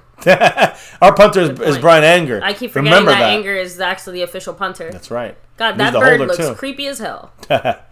Who's in the chat, guys? Again, much love to those that dropped the love today. Jason Renfro, King Knight 19. Kill the Birds, Cowboys Abroad. Much love. Dwayne Broussard as well. Jason Renfro as well. We had Captain DCW, Dan. No Dak, Siri Cupid. Much love to all you guys. If I forgot anyone, I truly apologize. We got everyone on the board. We got people that gave thanks in the with the new feature. The thanks button on any previously finished live stream or video uploaded. So, you guys drop there. There's a raffle on Tuesday for one of these type of jerseys, guys. Sewn and stitched, authentic like the whole 9 yards. Check it out as we get ready to kick off here. Nice one. They're doing the kickoffs. And it's up and away. There we go. 41 seconds before halftime. And yes, guys, any injury updates, we'll let you know. But as of now, all we know is that it seems like Ty Nsekhe might be okay. He wasn't back yet. Let me double check that now. But Sean McEwen with the ankle, he's out for the rest of the game. We don't know how bad it is. And Neville Gallimore with the left arm injury, don't know exactly what it is. He's out for the rest of this game. That's not good, for sure. But it is what has to be accepted right now when it comes to Friday the 13th and these injuries that we're getting hit with in this preseason game. 41 seconds. The Cowboy defense playing one of those situationals, downs, where the Cowboys want to see something, right? When it's 40 seconds in the game, let's say. The Lunatic with the drop. Woo, much love from the Lunatic. And he said with the $2 holla, Dallas Cowboys for life. Quick recovery to our injured players. Absolutely. For sure. And the Cowboys trying to get some pressure. Wide open. Kelvin Joseph, I don't know what he was doing. Who was even supposed to be there? I don't know, but Kelvin Joseph stopped covering. Can't do that. Man. Not a good job by him there. Now, this would be a bad game, I would say, for... what's his name? For Kelvin Joseph. Yeah. By the way, I think today has probably been the worst day for our receivers in general, because I actually think that Gilbert and Cooper Rush both have been like you know what I mean? Like, not saying they didn't have bad passes and stuff, but that our receivers, I feel like, dropped more catchable passes than our quarterbacks threw bad passes that weren't catchable. I get you. You get that distinction? So I'm trying to find something on the injury stuff here on Ty Nsekhe. What's happening here? Because here's where Kelvin Joseph was very out of coverage there. He overran that route. Not a good job by him, and not a good game. Very good game for Kelvin Joseph so far. I don't know if he's gonna play much more. I've seen Deshaun Wright, number 40, back in here. I see Maurice Kennedy kind of playing. Oh, nice job! Oh, yeah! Dorance Armstrong, almost a touchdown interception. He knocked the ball up in the air, almost recovered it. Dorance Armstrong has been having one hell of a game today. Yeah, he's having a damn good half, and he's earning himself a role on this team. Not just that, but he was on the outs in the beginning. I think we'll all feel a lot better, like, if we run into another situation where DeMarcus Lawrence can't play. Yeah. I think we'll all feel a lot better knowing that Dorance Armstrong is there. Just remember, he's playing against the backups. That's always going to people going to say. I know. But we didn't do, other guys kind of doing anything. On a not just that, but on a personal level, he looks better than he did last year. He's improving. Like, I agree. Isn't that what we want? Maybe the scheme is helping as well, and his development into his 30 seconds in the second quarter. 30 seconds to go. There he comes again, Dorance Armstrong. Putting a little pressure. Nice coverage there. Great job. But number 38, Israel Mukuamu, playing almost like a cornerback spot. His college job. Okay, so I do have a Neville Gallimore injury update. Here's the big one. He suffered a hypertension of his left elbow. He's in a lot of pain. He's going to have an MRI tomorrow to determine the severity. Hyperextension? Ian Rappaport said hypertension. I'm guessing he meant hyperextension, and he'll it be out auto-corrected. For a couple of weeks, at least, if not a month or more. Let me see. I'm going to, again, I kind of want it to be halftime here just so I can do a little... And at halftime, again, we want the star level members in the house because we're doing our raffle. Make sure you guys shout yourselves out in the star level so we know who's in the house because we're going to do this raffle at halftime. And we might have a bonus. So you don't want to go too far, especially if you haven't won anything in the star level membership. Stay tuned. Stay close. One of you guys might be really lucky. We'll see what happens. I've got something planned for you all. We'll see what happens in the original raffle first. Here we go. Cowboys look like they're going to bring the blitz here. Luke Gifford over center. Is he blitzing? They're changing the play call. 3rd and 5 with 25 seconds at midfield. Here we go. There he goes. We're blitzing. There comes Bradley Anaya, hands up, throwing the ball out of the way. Maurice Kennedy, no flag. Not mess it up. Yeah, we're good. 4th and 5 with 20 seconds left. What are they going to do? They take a nice long field goal attempt. Go for it. Okay, so I do have some slightly good news. I don't know if he's had x-rays, Neville Gallimore. I'm assuming he did, though. Because from what I'm reading here, x-rays let you know if any bones were, like, fractured. But the MRI is to see how much soft tissue damage there is. Yeah, so I'm assuming that since they're saying it's an elbow hyperextension, and they didn't specify there are any broken bones, I'm going to assume as of now there's no broken bones and it's just a soft tissue injury. But obviously that, I mean, that's a we don't know how bad it could be. Here's a punt, guys, with 20 seconds left. And, just giving our team here a chance to return this. There's number 16, Cedric Wilson. I'm sorry, Cedric Wilson. Reggie Davis taking the fair catch. The Cowboys will probably down this and get to halftime. And you're going to get your stuff now. So let me put halftime here, guys. And I'm going to get the raffle ready for the star level, guys. It is Fan Friday. And it is the time of the month. Once a month. One Fan Friday in a month. We drew at least one. We do a raffle for that star level membership for one of these jerseys. You choose. You pick. Can't be an unknown guy. Can't be a third stringer. But you got, a starter right now, or a good starter, or a star player in Cowboy history. It's all yours. And there's a million different styles. Of course, all sizes. Cowboys are taking the snap to take a knee, down 6-10 or 10-6. I guess Cardinals are up over the Cowboys in this second preseason game, but official week one preseason game. Last week it was Hall of Fame weekend. So we're gonna do the raffle here shortly. It's the Cowboys and Cardinals run off the field, and it's halftime. Hit me up, baby, on what you found on this, and let's mute the TV so we can do this raffle. Okay, so this is the main thing I wanted to know as far as what can we expect as far as the timeline of the injury. Again, without knowing the severity, there's basically two things levels here. So, if you have bone damage or damage to, the actual, any kind of fracture or anything, usually you do need surgery for that. And again, that's why I'm saying that as of now, I don't think that's what he has. But, it's kind of one of those unfortunate things where it looks like he's going to be out for about 3 to 4 weeks. So we might see him back after the first game of the season. Yeah, if he's on the longer end of that. And if he's on the IR list for the first 3 weeks, then he won't be back till week 4 at the earliest. If it's just to make him extra sure he's good to go. Exactly. Without rushing him back. If he's gonna get back sooner, then great. Then he'll make week 1. But just so you know, not he shouldn't have to wear any kind of brace or something. If he does wear a brace, it will probably only be for the first few days, and after that, once he's feeling a little more pain free, he can return to physical therapy, strength and conditioning, and that type of stuff. So, but that's the update on McEwen. Neville Gallimore. Neville Gallimore. McEwen has the right ankle. That he's out for the rest of the game, but no full injury update on him. And Secchi looked okay when he got up and walked off. He's the guy that I'm looking for right now to see what they're saying about him. So give us a second, guys. Thank you. Appreciate everyone here, by the way. Take a second, hit like, subscribe, hit that notification bell. Follow us on YouTube. Yes, follow us on Twitter. That's the one. That's the place. Are we on YouTube? Yes. Yeah. Follow us on Twitter at MyCowboysFamily if you do have a Twitter as well. So now I'm going to get this going, baby. It's time for that star level raffle. Everybody in the house here. Hopefully we got a lot of people rocking it with us here. There's Jason Renfro with a $2 holla, extending the small lead that he has right now on the overall board. He's got a Cash App lead as well. Much love. And he said, "Let's go me and go Cowboys." Absolutely. Jason Renfro wants to win this one. And again, Jason, you're going to have a chance not just to win this one, or if you don't win, it's 18 other people or 19 people, 20 people. But we have another raffle on Tuesday. You're one of the guys with the top entries with 3 right now. You can get up to he's like 16 away, 17 away from hitting the 5 entry maximum. So Jason Renfro still has some room to even add more chances to his jersey ability to win tonight. He's star level. Yeah, and of course on Tuesday for the big thanks button, new function level raffle. No, sorry, I didn't want to. I didn't mean to interrupt. But Dulinsick said that it looks like a right ankle sprain for McEwen. He had to be carted off, guys. He managed to walk off a little bit off his own power, but then they had to cart him off. Expect him to be a Siwu kind of situation. IR. If they have enough spots. I don't know if the Cowboys can load it up. I'm thinking more a Josh Ball situation. Didn't he have a high ankle sprain? Yeah, but he's coming back sooner. Much sooner, yeah. C was not going to make the... He's also been hurt another C was not going to be making it back this preseason. No. And I think that's the same situation with McEwen with the ankle. Oh, man. He stays on, though, we're for sure. up shit creek without a paddle.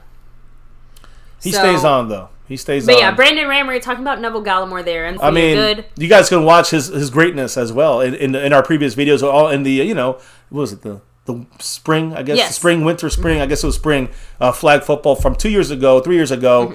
And then, we won back-to-back titles, with different age groups and different teams. I mean, I'm so proud of these kids and still think back to that as some great times on the field with some of the, some of the young girls and boys that are interested and love football and grow from that. Hopefully we provided some of that foundation for you, Yadiel, and everybody else on the team. Hope you guys have been following your dreams, whether they be football or not. Kickoff is underway in the third quarter, and he's still running the ball somehow. There he goes. All right, down he goes. Much love to you, little man. And yeah, Appreciate Montana you. 808. So basically, like I said, any of our other, so like if you go on last night's stream and you literally go right there and you go on the thanks button. So the $2 drop is 1 entry, the $5 drop is 2, the $10 drop is 3. And then the big shebang, Sean Lee, is the $50 drop is 5. 5 for the 5. Yeah, just because I don't think anyone's going to hit that point. Maybe Jason Renfro, he's getting close to that. But yeah, it's all through there, and we count it the same. So appreciate those that want to get in that one. We only got 10 people in that one. So if you want to get a chance to, pretty good odds there. Yeah, again, you got to count your entries too. Where there's a lot of people with 3 Sarah entries. Martinez, what's up? Appreciate you. Let me see. Hopefully, you're part of the family. Hitting that subscribe button, hitting that like. That could have been a better notification shot, bell. We go live every single night here at My Cowboys Family, and every reaction. 5. This is our 5th year. 5. We won 6 though, right? This is our 5th year doing these preseason games, these simulations, whatever it may be here every night for almost over 5 years. There's Osa with the tackle, nice job, and I also holding that side. Justin Hamilton, number 99. Breaking through. This is where you see those guys I was talking about earlier. This is where we're going to see them if they could come through for us as being, that third string guy, that guy that can maybe provide a little different look in a sub package, maybe in a rotational situation. This is where you want to see the defensive guys that can get there. Jabril Cox playing linebacker. You got the full backups out here. There are a lot of rookies like Nashawn Wright. So got to keep an eye on all these guys, how they do. It's a very important role. There's an eye coming. Come on. Missed the sack, but comes back. Had hands on him, Damn it, had hands twice, still couldn't get it. Damn. Jabril Cox made the tackle. I know, Anaya and Cox are both really pissed off. I will say Anaya at least is bouncing back a little bit from his mistakes earlier and getting, he's just getting. I feel like Bradley and again, I'm going to keep saying it. I know all of us are always wondering, it feels like they locked him in a shed somewhere, forgot about him, and they're like, oh, wait, that's right. We have to, let him out. Mukwamu, nice coverage there, but he got too many. Yeah, I know. I agree. But we haven't seen that was weird. him Harris enough, shook right? his head like a dog trying to shake water off him. That was funny.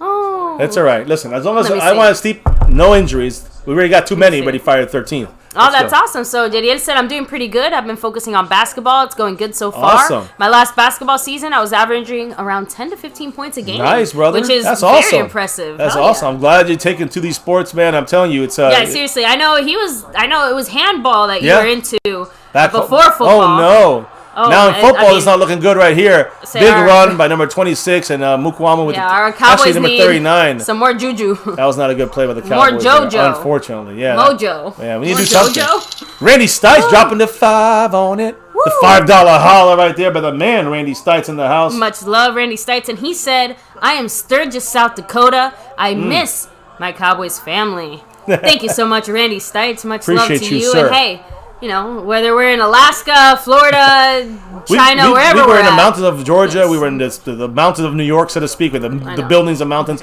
We've been all over the place, and we still go live every single day and night here at My Cowboys Family. That almost looked like it's a little false start. wildcat right there. Cowboys, nice look there. Nice job. Again, Jabril Cox and who was that? Oh, it's undrafted 58. Yeah, Harris? Falialu. I don't know. There he is. Yeah, he's one of the undrafted guys trying to get the practice squad spot. Hey, listen, I like where the Cowboys are. At least with our depth, we're looking pretty better. Our depth is looking as good as the other guys' depth right now, right? If not better. There you go. Much love, Randy Stites. And Montana 808, we're going to check that in just a second here. I think you got to check the thing there. So we'll make sure to add you there. Much love to you. Let me see. Pete Prescott said, after watching Gifford on that play, I'd rather keep anyone else at linebacker. No, we don't have anybody else, so... There's a nice stop there by 97 Rondell Carter. I always think of Pete Prescott when I say Rondell Carter. Randy Stites on the board there in 13th place on the overall. So I guess, obviously first half of the game, who really stood out to you as a player that maybe either didn't do well? Well, Cal O'Neal definitely did nice. The turnover. Nice job by him. Cal O'Neal, I really like that. There's some issues still we got to figure out, though. I don't think this guy was doing badly before, but I was really impressed with how he played today, the few plays he had. Cedric Wilson. Yeah, that's a good point there. Good catch. Top notch today. Oh, my sack. God. I mean. Rondell Carter, Pete Prescott's guy. Rondell Carter literally just turned him into a pancake. Ooh, and Mr. Montana 808. That was good. Much love to Montana 808. He just gave thanks to the channel. $10 drop. That means you get 3 entries. Oh, there's a flag.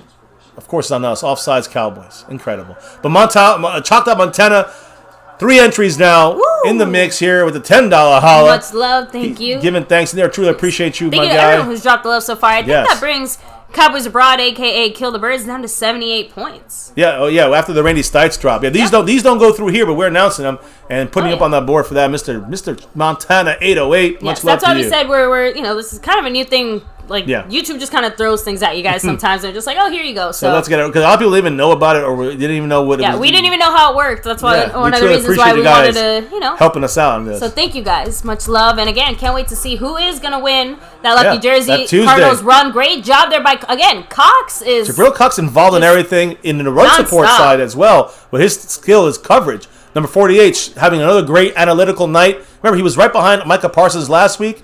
He'll be the number one analytical guy that's grade. I think this week. By the way, JumpTube said favorite football movie. For me, this is a couple really great ones, but Longest Yard, the old one with Brett with what's his name? Don't ask me. I'm not the one. What's his name? Burt Reynolds. Oh, yeah, over there. I think that was the best one in my humble opinion, but. Can I say mine without getting roasted? Go ahead. Wildcats. Oh, that's a great one, too. Oh, you almost Who got had that? it. Did Coyle get it? Oh, he didn't get it. It hit the ground. It hit the ground. Ah.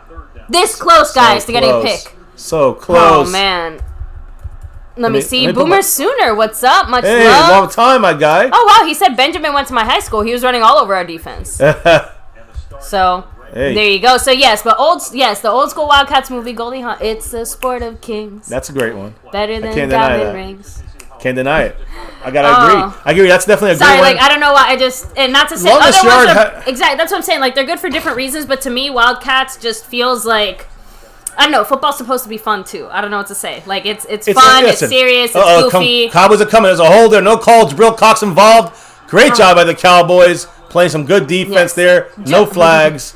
Good Burger job. King, don't worry, we recognize you. You're there. I see you. He said Longhorns. Oh, I think you're talking about your football team. Yeah, Texas college Longhorns. Retro Scotty said good. We held them to 3. Exactly. Oh, sorry. I'm holding the board here. Sorry, I'm holding the board here. We're in the third quarter now officially. Right. So, I was going to say, the biggest disappointment of the night so far is probably Boss Man Fat. Calvin Joseph is having a very Cheeto-esque game. Well, so I think it was Mr. Wright that called him Boss Man Cheeto. He at least turned his head, though. Cheeto's still not turning his head. He's 5 years in the league. I'll give you that one. Oh. 28-yard field goal attempt by the Cardinals. Yes. Let's see what happens. They do snap it. They do kick it. It's up, and it looks good. So the Cardinals are up by 7. There's no overtime. Keep that in mind. Of course, I say that. 13-6. Of course, I say that. Boss man, Calvin Joseph makes a decent play there, but that's kind of the point. I just realized we haven't seen too many decent plays from him today. Just not the greatest day. Definitely a down day for him. I agree. And really, the biggest downs about today is more about, a couple guys you could want more from, but the biggest downs are Neville Gallimore's injury, Sean McEwen's injury. Those, we don't even know about Ty and Secchi's situation. Exactly. That's still, even injury or no injury, still worrisome. We haven't figured out who's going to play there. Terrence Steele? Nick Yak, I agree. Jabril Cox said, you're going to see me on the field today. So I'm really happy to see that. By the way, I know Rondell Carter, Pete Prescott, you must be jumping for joy. He's definitely making a move on this spot. Being out the Kamaras and part of the preseason game stuff, like you said, it's not so much we want to win or lose, but we want to see these guys take advantage of the opportunities that present themselves. And the Cowboys previously did not do the greatest job. I don't care if we lose this game, but I need to see these guys stepping up when those vacancies open up, and we're seeing it. Dan the man, I can't right there with a $5 holla. Woo! And I had him on the board here right now. He's jumped up this board a love, little bit here. What did the man say? We need a better backup quarterback. Putting 5 on it. Again, I think most of us would like to see a better backup quarterback. Cowboys will not do it. Like I said, I've reached the acceptance stage of grief over the backup quarterback position. I've accepted Garrett Gilbert is the guy, whether we like it or not, and I'm just hoping Dak is okay. That's it. We just got to accept it. That acceptance stage. Much love to Dan, the man.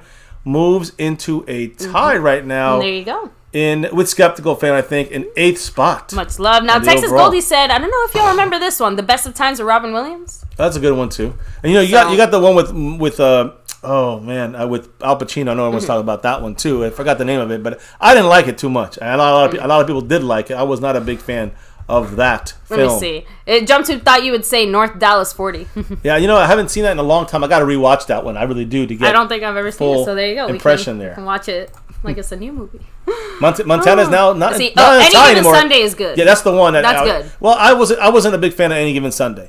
I just thought it was a little bit overdone, but there was some classic stuff in there. So it's always good, but it's not the best. That's what I'm saying. Like that's what I said. It's good. Yeah. Obviously, Wildcats is my favorite movie. I appreciate a little cheesy overdoneness, but I know. I don't know. The problem is that I do appreciate a good song, and I'm a big fan of like parody songs and things like that. The LL Cool J football song. I mean, I'm sorry, but it's so corny. It's good. That's the point. It works. I can't help it. I like what I like. So, by the way, it's all right for what it is. Lyle Collins, we haven't seen anything about him being hurt. I think he was just he got rolled on for a play, but then he came back and he played. Yeah, he was there in the next play. And then then it was time to get the guys out. They moved them out. That's all. But yeah, we haven't seen anything as far as him. Let me double check on general injury updates though, because I'm still wondering about watching our offense here. We got Cooper Rush playing into this third quarter, hopefully the whole third, and Danucci in at the end if they even want to. I guess I'm sure they will. Malik Turner, nice move. Almost a first. Don't get hurt. I'm going to have to trust you for a minute here. Yeah, Malik Turner, guys, number 17, just crowbarring his ass in to that number 6 spot on the receiver spots. And I'm just saying it. I mean, I guess you can sneak either Malik Turner or Simi Fehoko to the practice squad. I think you get either guy. It's more going to be the Cowboys. We're going to cut both guys and go with 5 receivers, and then sneak them onto the practice squad. That might be the role the Cowboys try to do with Simi or Malik Turner. Well, I think the Cowboys love Malik Turner. Here's Jaquan Hardy, number 37, breaking a tackle, getting the first down. Okay, that was impressive. There he you should have lost 4 yards, and he gained 4 yards. Great job, Jaquan Hardy. I think. Real quick, in case we have any shoe heads in the chat, Dak was wearing a pair of the Travis Scott Fragment Air Jordan 1s, which are probably more than our paychecks combined in a week. Let me see. I'm trying to go through here.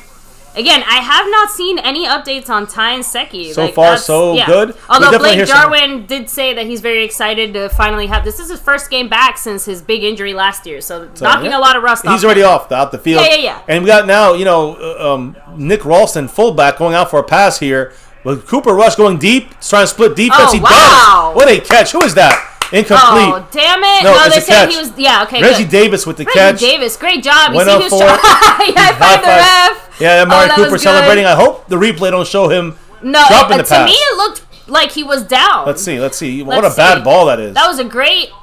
Okay, he's down. And they rip it out. Yeah, they ripped it out after he was down. It's a catch. Great call by the ref as well. Not a great pass, but it was a good enough pass to put in a spot where only it was him going to catch it or incomplete. Good job by Reggie Davis trying to earn that practice squad spot because he ain't going to get that 6. Now here's Nick Ralston blocking for Jaquan Hardy. Hardy follows the block for a 5-yard gain right there. Good job. Again, did we get to see who's the center, by the way? I don't think... Oh, look at this fighting going on here. Cooper Rush trying to get Terrence Steele is out there. I see Alarcon. Farniok is the center. He might have to make the team. The rookie Farniok, because he's the true center, every can play guard and can play tackle. Point is going to be forced to make the team just on a pure depth. Farniok can play center, guard, and tackle. That can make Brandon Knight expendable. By the way, we're halfway through the third quarter. It's 7 minutes and 40 seconds and ticking. So Eubanks started number 47 as the fullback and went out as a tight end on the line of scrimmage on the other side of Jeremy Sprinkle. So there are tight ends on each side. Left tackle? Steele? Terrence Steele's our left tackle. Isn't he our right tackle? No. Who's our right tackle? Brandon Knight looks like he went to right tackle. Okay. Well, I can't tell. We got Alarcon at guard. Yeah, I see Knight. So, Isaac Alarcon is now playing guard. Mm-hmm. Keep that in mind. So that pushes Brandon Knight to tackle. Farniok at center. The left side, you got we just talked about him. Terrence Steele. Terrence Steele at the left tackle. And who's the left guard? Connor McGovern. I don't think. Is he still there? Maybe. Isaac Alarcon is on the left side. So then is McGovern on the right? I don't know. But I know we got a 7 on it right there by Jeremy Slade, only from Hawaii. Our sponsor of the week, formerly the Cash App King, formerly the leader. That's right. I'll have to check to see if he's taking the lead back. But the man from Hawaii, part of the Ohana here at Cowboys Ohana. Are you going to call a timeout? Much love. Snap the ball, dumbass. They got it. Now Cooper Rush is running out of the pocket. Just run, slide. Get that first. There you go. Hold that ball. First down, Cowboys. Oh, number 62 is in there. I don't know who. Maybe 62. I'll check his number here, who he is. But he's the other tackle. I was going to say, he's the guy whose name I can't remember. But real quick, he said, aloha, Cowboys Ohana. Much love, Jeremy Slade. That's Braylon Jones, by the way, playing as the other guard. He's an undrafted, so keep that in mind. He's going to be a guy we're gonna hopefully see more from. But 62, a guard, he's playing for practice squad. So Castro, no. So he does have a left elbow hyperextension, but there's no way he's back that soon. Everything I'm seeing for that injury, if there's no surgery, it's Cooper Rush rolls out to the right, goes to the end zone, incomplete. Malik Turner, the it's about a 3 to 4 week recovery, and they're getting him an MRI tomorrow. Wait, tomorrow? Yeah, I think it's tomorrow. I don't think they specified exactly when he's getting the MRI, but the point is that he's getting an MRI to determine the extent of the sprain. But as far as I'm aware, I think that's about a 3 to 4 week recovery process for that elbow hyperextension. So we'll let you know as soon as we know more information. But, from what I was able to find, that's what I saw. Justin Quarles, I had said that earlier as well, that, something about this game, like our receivers are. Look at that, Mano de Mierda nice. again. Is that Rico That was Gallo? an okay pass. Like that was a catchable. It's killing us more than hurting us with these guys are dropping. This is Jaquan. And look, Hardy. I agree with Cat 52. I said this before, but there is no way, shape, or form that Cooper Rush looks better to me behind these guys than Gary Gilbert did behind a better I agree with offensive line. That's why I keep saying Gary Gilbert looks shaky behind the backups. While Cooper Rush against third stringers on the team looks better. By the way, with that drop by Jeremy Slade, the $7 holler, by pennies, he jumps in front of Jason Renfro. There you go. So Jeremy Slade back in the top spot. Just lost his sponsor of the week, but that's down to 66 points by Cowboys Broad. Kill the birds. Yes. As we go for the end zone, do we kill the birds? Malik Turner cannot make the catch. Not quite, but good coverage is 4th and again, 10. I think you're misunderstanding. Again, so when they get back to Dallas on Saturday, that's when he's getting his MRI. Who? Neville Gallimore. Oh, Neville Gallimore. Yes. Right. Dak's getting his on Monday. Just make sure we get that clear, too. So, but the point is that, if you look up that specific injury he has, an elbow hyperextension, if there's no surgery, and there's just, RICE, right? Rest, ice, compression. What's the E stand for? I can't remember. I'm sorry. But the point is, all he has to do is, chill and rest and stuff like that. The MRI is going to be to see how much soft tissue damage there is, because there is a chance he could have. Oh, fuck me. Who's hurt? Malik Turner. Just like I said, he's going to make the number 6. Simi Fehoko now gets a chance. If it's any kind of large scale injury. Could be a core muscle thing, a leg thing, I don't know. He's definitely gingerly walking off on his own power. I swear to God, it's another goddamn ankle. It's another ankle injury. Watch. By the way, Ty Nseki exited the game with a right knee injury. He's been pushing through that knee discomfort since Wednesday's practice. We did discuss that. Okay. So a little discomfort came back to bite him here in this game, which is not good news there. Okay, so I'm glad we finally have that update at least. We've been waiting all night for that one. McCarthy said that the offense was, quote, sloppy in the first half, but he liked what the defense did overall, except for some gap control issues later in the second quarter. So the backups in the second, when Neville Gallimore went out and these backups came in, run gaps was an issue. Covering the run gap, the A gap, B gap, C gaps by our defensive line and linebackers. They had some issues there. He said that's the only thing he gets. He says, quote, there were a lot of good things, but some things we got to clean up. This is McCarthy at halftime speaking on this. I think McCarthy also said, quote, execution is the key to turning nice drives into touchdowns. Execution. Obviously, situational offense. We had a couple of third downs where we had a penalty, and it backed us up some. Just better situational football. By the way, that's basically, to me, another field goal. Well done by Nice Wonder. But confirmation that Dak is definitely mic'd up. He just went to talk to Cooper Rush, and he was talking to him and saying something like, he took off his little earpiece, he's putting it back on now that, So I'm just saying that whatever he's doing, it's not... it's definitely not just hard knock stuff. He's definitely participating actively in the game and how it's going somehow. So I do think we have another shout out. Jacoby's commentary said play calling is trash.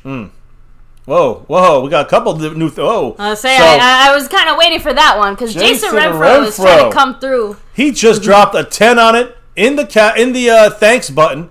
Now that puts him not very far off to get in that 5th entry. So he's got the 10 on there, which now we go. Let me just see real quick. Wow. So he goes, he's not far away. But then I see another $2 drop by Jason Renfro in the thanks side of things. And then a $5 drop. And if my calculations are correct, he's hit the 5, guy. 5 on it. He's the only guy in the membership. In this raffle that has 5 entries right now. Jason Renfro dropping a 10, a 5, and a $2 holla in there, giving thanks. Truly thank you, my guy here, Jason Renfro, rocking it. Cash App lead. Now he has the lead on the overall over Jeremy Slade.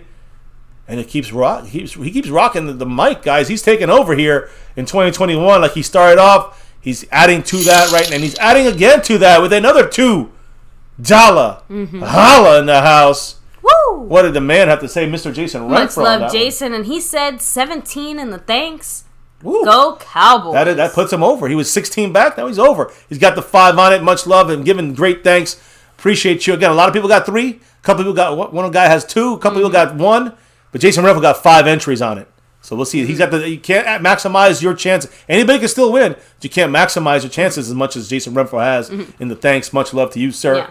Now, knocking Cowboys abroad at 64 points, by the way, in the streams on the stream boss, and Jason Renfro taking a little bit of a bigger lead with these drops altogether on the overall board over Jeremy Slade and Gravitype.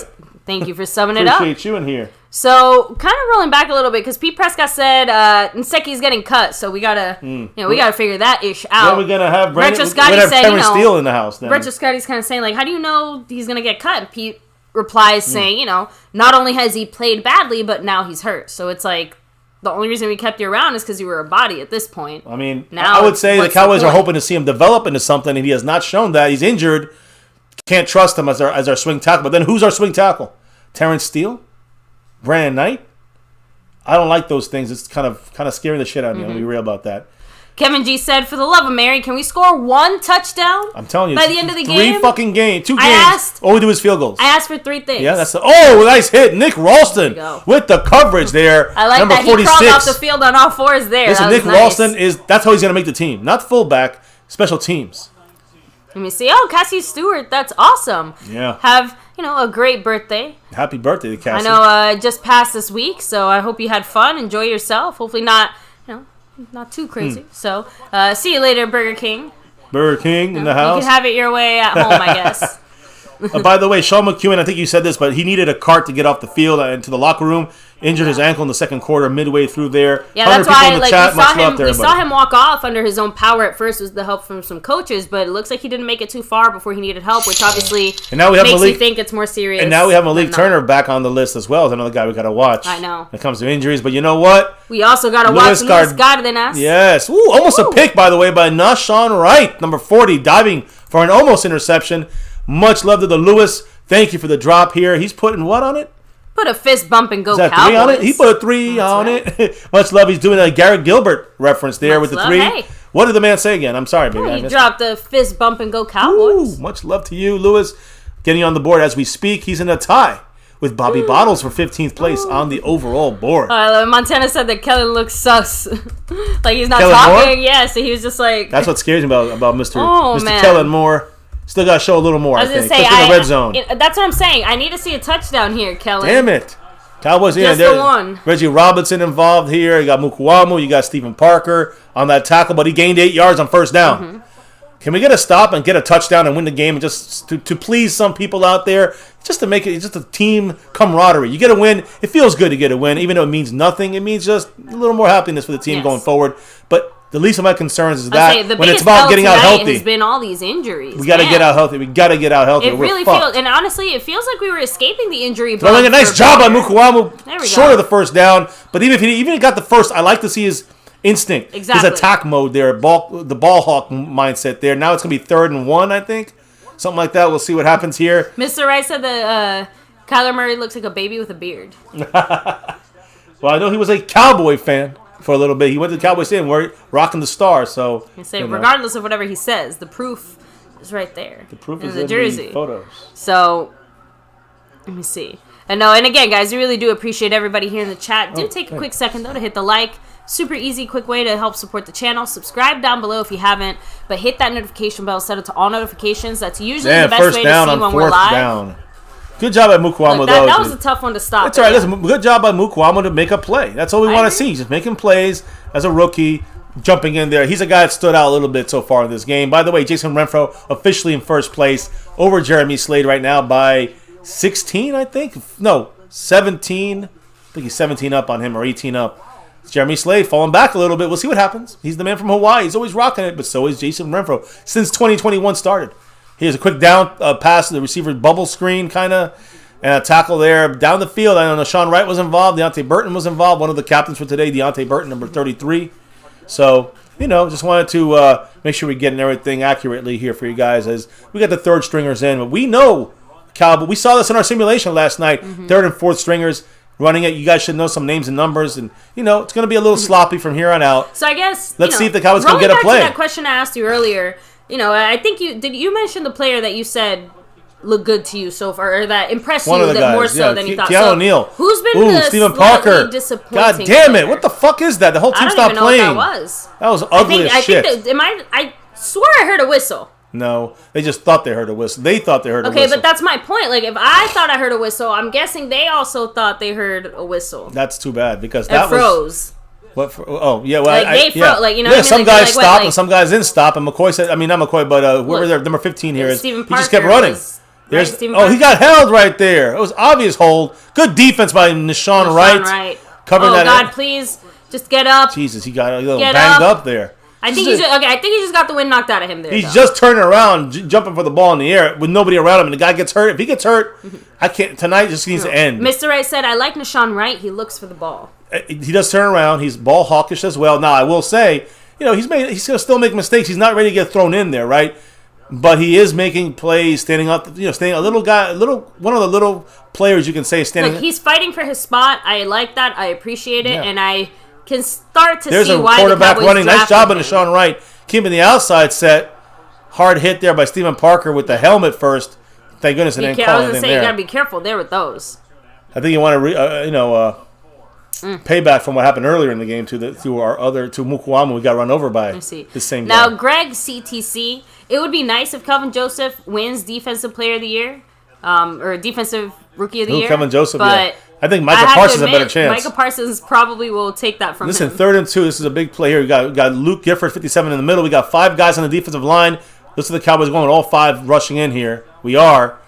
Nowhere to go. There you Sackage, go. baby. Sackage by the fattage in the middle there. Justin Hamilton, number 99. I wanted to see him do well. He's doing well. He's making his team. Have we even especially been with the other sacked injuries. Today? Don't think so. Maybe once. I'm not sure. Either way, it's important to note another sack. That means that I'm just saying Bohanna is getting a little push. Justin Hamilton really is getting the most push from the one tech spot than anybody else in the whole season so far. In the whole 2021, OTAs and Hall of Fame game and training camp. He's the guy that's doing the most as far as pushing the pocket back on passing downs. Yeah. Now there's Mr. Can Luke Gifford even? There's Dixon. Does Luke Gifford qualify for a practice squad? They all qualify. It's the same as rules as last year. Okay. If he gets cut, he'll be put back on as a practice squad guy. No one's gonna pick up a guy on the 53-man cuts. You have to put him on your 53-man roster immediately and cut somebody else. So nobody's going to think about that. Was somebody going to want to take Luke Gifford and throw him on their team for a roster spot? No. Fuck no. You think somebody's going to do that with Simi Fehoko? Probably not. You think somebody's going to do that with Malik Turner? Probably not. Sorry, so Luke you can cut these. Looks stressed. You cut these guys without worry of them being taken. Most of these guys, Fehoko maybe. So he's a guy you might want to keep. You never know. 4th and 4. They're punting again. It was on us, I think. I know, but side of the foot there, and Dixon it's in the end zone. So it's a touchback. Cowboys get the ball back at a minute 8 from the 20. Can the Cowboys or 25? Can the Cowboys get it rolling here? Get a touchdown with our backups, third stringers here. Let's see. Get a touchdown for you, baby. That's what we need to do here. 3rd quarter, just for the fuck of it. For a little bit of, resurgence of pride. So we talked about the players that stood out to us a little more in a good way and a bad way. What about the coaches? So what coach Kellen Moore has to improve red zone. It's shown with starters, backups, third stringers. We just continuously cannot get execution. I don't know why does execution fail? Because maybe the coaching is not doing the right things to put the guys open. I'm not saying it's not something that can be fixed with your starters. But it just seems strange that, nothing really ever works when we get to the fucking red zone. Let's not lie to each other. Some of it's execution, some of it's bad blocking or bad decision making, and a lot of it just seems to me that it's poor scheming. And defenses are easily reading our offense with a short field, with a 20-yard and a short end zone area. You got the 12th player on the field there for the defense every time you get in the red zone, and there's something going on with that 12th player mindset that Kellen Moore cannot overcome. Defensively, I love what Quinn is doing, taking some chances, putting some ball hawks in there, attacking the quarterback, attacking the running plays, and disruption in the backfield. That's going to help the young guys, and the speed's going to help the young guys, but the defensive scheme is going to help the young guys. So I like what he's doing in special teams. I have seen a couple different tweaks when it comes to the returns and the way we do the returns like a diamond almost, right? And not just that, but it feels like we're consistently getting to the 25, if not a little more. Yeah. So I'm just saying, not to say our returns are anything crazy good. And the kicks, at least nobody's blocking them. Exactly. Nobody's blocking our field goals. No one's getting through it. Much cleaner special teams, all around cleaner game. On offense is the biggest issue, I think. I agree, but I think I'm going to say something, maybe, I don't want to say controversial, but who is the person responsible for our backup quarterback / backup offensive lineman? I mean, maybe there's two guys. Nussmeier is coaching the backup quarterbacks. I don't know who make decisions on that. I'm guessing Kellen Moore, Mike McCarthy. While what was the other one? What was the other position you were talking about? I said offensive line and backup. Joe Philbin. He's the guy that's running the backups on offensive line. He's running the offensive emphasis line. Was put on getting these guys ready and comfortable, and I was almost, my initial answer was going to be, I feel like our linebackers have kind of faded. Unless Michael Parsons is out there, I feel like our linebackers have faded into the background. But that, to me, I'm not sure how, I'm like, is that a good thing or a bad thing? The fact that we're not noticing them as much, I feel like is a good thing, because I feel like if we're noticing them now, it's not necessarily for good plays. Yeah. The point is that before we noticed every single mistake they made because it was so freaking obvious. Now it's they're just doing their jobs quietly, so we're not seeing them as much. It's not as flashy of a mistake. It's just either a good play or just a quiet play, but I'm very disappointed at the offensive line, not the starters, mind you, but the depth at the offensive line. I agree. Connor Williams at center, big hit for us. I felt better about it before the preseason started. Did they just punch him? I don't know. Brandon Knox I think they're just trying to go for the ball. Okay. But you're right about that. That's a great point there. That to me has been a slight disappointment, especially because I swear, right before the preseason kicked off again, Mike McCarthy even stressed the fact that was going to be a big focus, and that they were going to hyper focus on, having the offensive line solid and consistent. And after last year, I think everybody was like, hell yeah, that has to be the number one priority. Yeah, and we just kind of, I don't know. No blocking there, dump down Here we go. To Brandon Knox for first and more, and the reception to the 42-yard line of our own first down Cowboys. But yeah, baby, you brought up probably the biggest issue in our offense. Outside of Kellen Moore and the play calling in the red zone, your offensive line is 100%. The backups, we basically started with backups.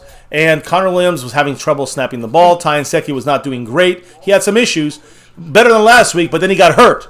So now availability is the best ability in the way for Ty Nsekhe. He's losing ground big time. So that's the tackle situation. Terrence Steele's an option. Brandon Knight's an option. We know about those options from last year at tackle. That's problems.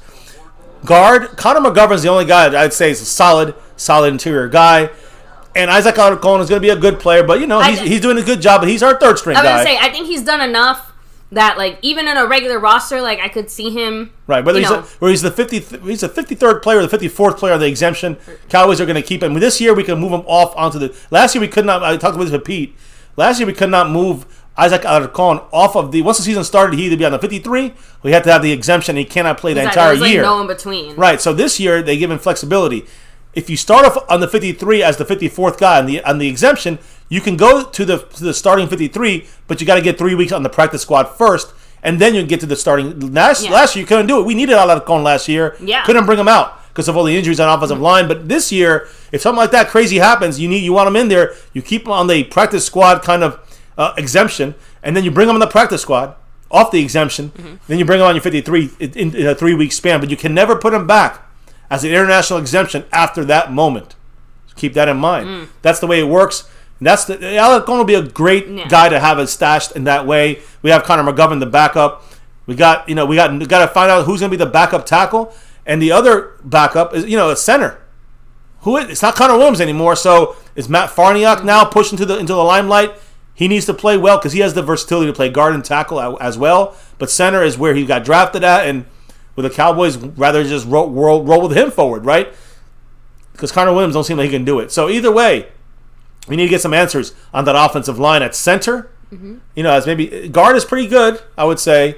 But then at the tackle spot there, for sure, the backup tackle. Kevin G also bringing up a great point. Our wide receivers had too many drops. I mean, Gallup dropped it, rebounded. I don't even like to give credit to Gilbert and Rush and DiNucci in this way because it almost feels like they haven't earned it, but they were straight up making catchable passes, good passes. Hell, one of them was a fantastic pass. Oh, yeah.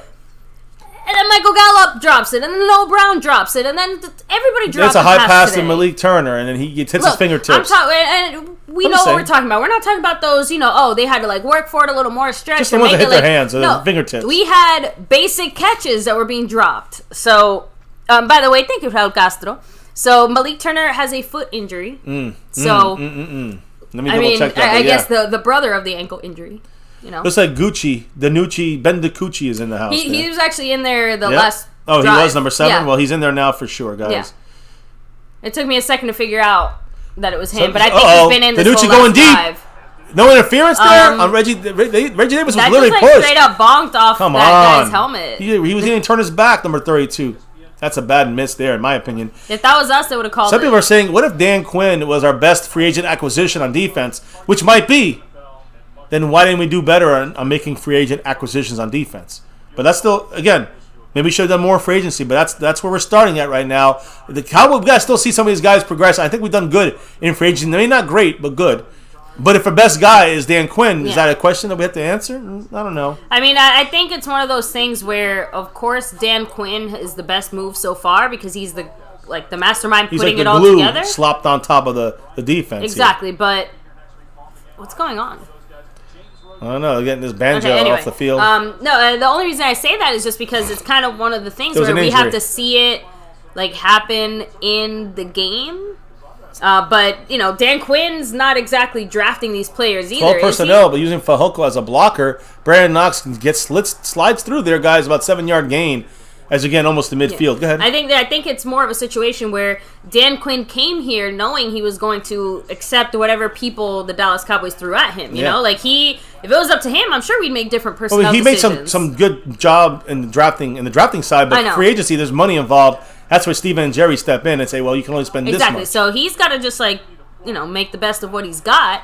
But again, I don't necessarily think our defensive roster or depth is the issue. Again, had we not had 17 injuries there, I think we'd be okay. is confused, 3rd and 3. Got to snap it. We do. DiNucci looking 3rd and 3. Now he goes deep, sidearming it. You got this? Oh fuck! God. Number 18. Man. I mean, you told me that wasn't catchable. That was catchable. Aaron Parker should have caught that. That's how you don't make the team, though. We at least know which guys can't make. Everyone keeps saying, "Stop throwing sidearm." Yeah, guys. So far tonight's injuries: Neville Gallimore with the elbow injury, tight end Sean McCune with the ankle injury, Ty Nsekhe with the knee injury, Anthony Hines with a shoulder injury. He's a linebacker, undrafted guy, and Malik Turner with the foot injury. I want to clarify that all have been ruled out for the remainder of this game, except for Malik Turner. Oh, so that's a good sign. Number 17. Is a good sign. He might come back. He's questionable to return.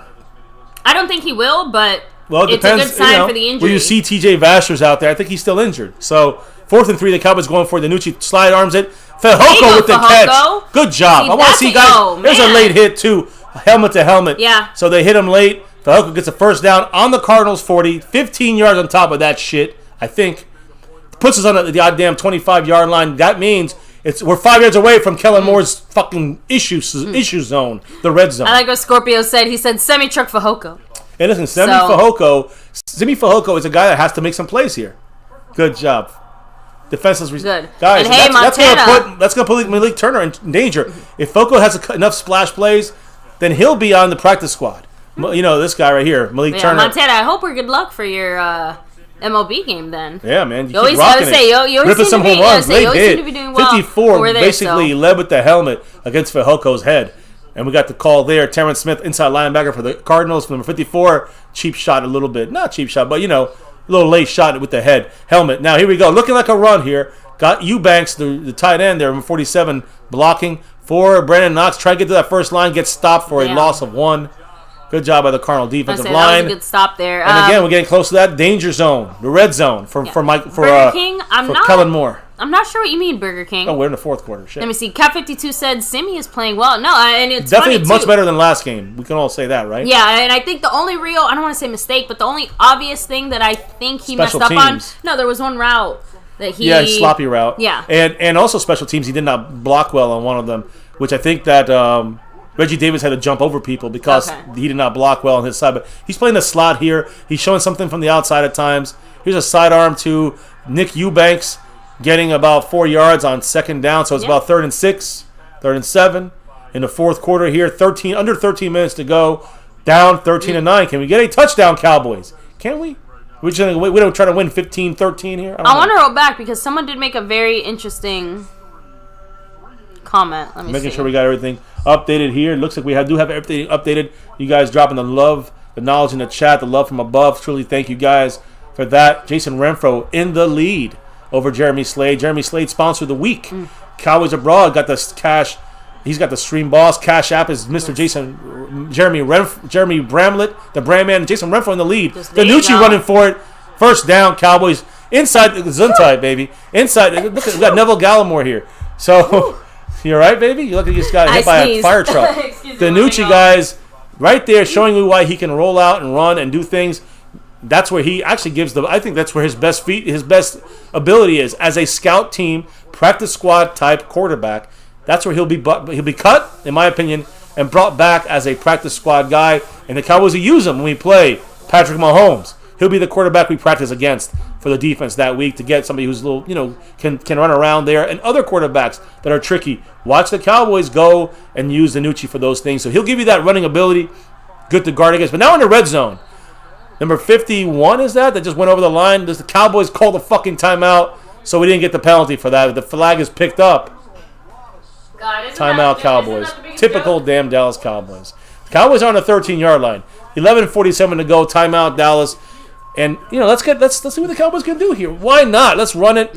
Let's run this into. Let's get the points on that board. Yes. That's what we want to see. Ooh, speaking of the board and points, the man from Hawaii, Jeremy Slade, dropping the 500, the $5 holla. He said, Ben Danucci, come on, let's go. Let's go. Hey, listen, he's going to do it. I think he's going to do it sidearming it or running it. I think you're going to see him dropping back. If the Cowboys don't get anything too idiotic or predictable, I think Danucci will have a chance to get us our first touchdown. Look, I still say Cooper Rush looks better to me, but what do I know? Definitely not confident in Danucci right now. I'm just looking Cat 52 said Danucci reminds me of Kellen Moore throwing the ball. Yeah, but he's much more mobile. Thank goodness than Kellen. Thank goodness he's more mobile than Kellen Moore. By the way, I wanted to make sure I say I'm keeping this up for you guys. Jeremy Slade with that drop right there gets 55 points. Gets Cowboys down to 55 points, and for the overall right now, he's exactly 12 away. A Roger the Dodger for Jeremy Slade. Him to jump over Jason Renfro. We'll see what happens in this battle at the top. Dwayne Brassard right behind him, and Skeptical Fan, and many, many others in the running. But right now, it's the two J's, Jeremy Slade and Jason Renfro. Renfro's got the lead by 11, 12, and Jeremy Slade needs 12 to take over the lead. We'll see what happens. We've got tonight, we've got tomorrow, we've got Sunday to wrap it up, and sponsor of the week maybe wants to go back-to-back. Jeremy Slade, we'll see what happens, because the Cash App King is, the brand man, Jeremy Bramlett, but we know there's no J's. Jason Renfro is coming for that Cash App spot as well. And, of course, the Tuesday raffle. That thanks button. Don't forget, guys. Appreciate everybody that's involved in that as well. You see, Justin Crow said, I bet you the Nooch's all-time favorite quarterback is Marino or Phillip Rivers. Both quarterbacks are sidearm passers. Yeah, the way they kind of do it. I would definitely not doubt that. The way he's kind of modeling his game after these guys that he obviously is trying to emulate or loves. And Brady said, I feel like some of you guys started a Danucci fan club. It feels like it. It's really a Danucci, like... Is there like an anti-fan club? Like a hater club? Yeah, it'd be a hater club. Or an indifferent club? I don't know. I just see the best guy win club, and it's not Danucci right now. It's funny. Tom Brady looks crazy young all the time, but in that stupid Subway commercial, he looks fake. He looks like he's 60 years old with a filter on trying to look 40. Like, it's the extra makeup to make him look so. Yeah, basically he looks like 3 years younger, but they did just put too much. 3 years younger is not worth it for all that makeup and that I just CGI. think he needs to stop CGI tanning or something. I don't know. Anyway, there you go. Brandon, you're still not old enough to be in this stream. Brandon Rogers, go Cowboys. Yeah. You're a Seahawk fan in Minnesota. What the fuck? Your nuts have to drop first before man. you can come to the stream. So we always fucking with him. We like to mess with him. Can the Cowboys get on the board? Let's see it, guys. Can we get it done? I know. Let me. Here we go. First and 10 on the 13. DiNucci, play action. Going for the end zone. A touchdown by... you got somebody. Tony Pollard hollered by Jeremy Slade. Come on. Number 18. Damn. Aaron Parker, another miss. Look, I'll give him credit because he did a great job. The play. Exactly. Ben DiNucci, guys. Oh, so close right there. Drop. You can see the whole team wants a touchdown. McCarthy just dropped a big goddamn live on screen. And DiNucci side-arming that to the end zone off the bad timing by Aaron. Aaron Parker messed that up. I don't think there was going to be any good timing because look where the ball was headed. Yeah, if he didn't catch it anywhere else, that's what I'm saying. Got to give the love to the orange on the screen. Absolutely. The Tony Pollard. Tony Pollard, $20 holler. Jeremy Slade now in first place by 8. 9 over Jeremy and over Jason Renfro. Gets a catch. Now it's third and 7 from the 10. I mean, it's basically we got to get a touchdown here. Once again, red zone. Kellen Moore, we need more from you on this. I agree, but he said, what did the man say there after dropping that? Big cheers, celebration trophy, star over everything. Always. And go Cowboys. So now Jeremy Slade jumps into first place by 8 or 9 over the great Jason Renfro. Sponsor of the week, much love to him. He's trying to go for that back-to-back. Yeah, like our 90s Cowboys. Cowboys right up the middle, touchdown! Oh, God, you're almost so a touchdown. Short. Oh, a yard short, half a yard short. They're making us sweat this baby out. I need a replay. I'm going to again. Brandon Knox, number 36, trying to get the touchdown. Let's play action. Roll DiNucci out for a touchdown. That's it. Because babe, you got COVID. You're right. Maybe I need to be in that defensive tackle. Damn. I'm going to call you Neville Gallimore from now on. I'm allergic to basketball. Is he down? He looks like he almost... Oh, and he fumbled it, too. He hit his... He didn't really hit the ground. Down. He's close enough to being down about half a yard short. It's about right. His ass hit. His hip hit. Come on, Cowboys. Let's go. And there's Knox. God, we just went backwards. No gain. Don't fumble. First and goal, no gain. Second and goal. Look, this is where I think that we need to kiss. Just keep it simple, stupid. I agree. And but quarterback. This is what Kellen Moore always has done. Kept it simple, stupid. And it always ends up so simple we get 3 points. This cannot be a 3-point drive. I'm fucking sorry you go for it on fourth down, but even if we get to fourth down, it should be an embarrassment. No. DiNucci. We got to go for it. Yeah, that's DiNucci, the point. to me, if it gets to fourth down and it's like a fourth and you go for it. I'd rather not get anything than not go for it. But I trust Mike McCarthy to go for it more than more than Garrett. Here we go. DiNucci, play action. Throw it in there, DiNucci. Come on. Touchdown! Hey! Number 80, guys. Is that Brendan Eagles or no? Smith. Who's Smith? Who the fuck is Smith? I don't know. Touchdown, Cowboys. Our first one. I'll take it. 15-13 Dallas Cowboys with a 2-point lead going for the extra point to make it a 3-point game. Dwayne Broussard with the $4 holla on cue. Woo, thank you so much, with a touchdown call right there. I mean, they're showing everything but this guy's last name. I'll tell you what his name is. Smith, yeah. So it's I know that. Smith. It is Brandon Smith, number 80, with a touchdown. Brandon Smith. A lot of Brandon Knox. Brandon Knox with the drive right on the ground. Brandon Smith with a touchdown by DiNucci, sidearm DiNucci for a touchdown. Cowboys are up 15-13 and barely gets it through there, but he gets it. 16-13. Cowboys are up by 3. And there's no overtime. Nice wonder. Like I'm genuinely tempted to find a way to still squeak him onto something. Fucking way. No way. You get him in the year sometime. If you need him, he'll be hanging around somewhere. If you need a kicker, you bring him in. We're fine. Don't need it. I think he's done enough. You'll see him go to another team. So who? Nice wonder. Possibly? No way. I mean, you're telling me there won't be a team out there that doesn't need a punter? It could happen, but it's the same way it would happen for us. Like if he's not him, we'll get somebody else who we like. It was good enough that can do that job. Well, is my point. Injuries are the great equalizers, so never say never. I'm not. I promise I won't. But we're up, Tom Montana. Wait, let me read your comments, guys. Yes, he said, "Good shit, DeCucci. Touchdown." There you go, bouncing back. Mr. Wright said, "Danucci can't make this team throwing sidearmed on a regular basis. I wouldn't even keep him on the practice squad with that motion." That's what I said yesterday. But he's going to stay on the team. That's the facts. And he will be at least think about the positive. You can use him against, practicing with your defense. He could be the scout team guy when you want to see him against an offense, right? And when the defense is specializing here on stopping someone like Mahomes who scrambles, and stopping other guys that are mobile back there, you can use someone like a Danucci to reenact that in practice. So at the very least, McCarthy ain't letting him go, but he's not going to be in the 53. Yeah. So you stash him on your practice squad and you throw him in there in some scouting stuff. When you get a more scrambling type quarterback, versus your defense, that's how you practice with him. That's the best we can do with him. That's also how Ben DiNucci, makes sure to let Cooper Rush stay in that third backup quarterback spot. Right? By how? By doing that? Fourth backup quarterback spot. Ben DiNucci's like, no, I'm the third quarterback now. Yeah, well, he's pushing for it. So, but Cooper Rush didn't look bad either. So, yep. Jeremy Slade said, "Nucci, thanks for listening." Touchdown. Brandon Walder said, "Ben is better than Rush." Now, Gasso said, "Our defense needs to stop, and if we score, we can probably win." Cap 52 said, "Danucci, Cowboys versus Cardinal preseason week 1 MVP." I love it. Yeah, listen, I'm going to hold back all that great talk because this is just a preseason game. I don't care if we win or lose. Pete Prescott said, "Nucci looking like Mahomes on that one." So William Bernie said, "Now we just need the defense to bring it home."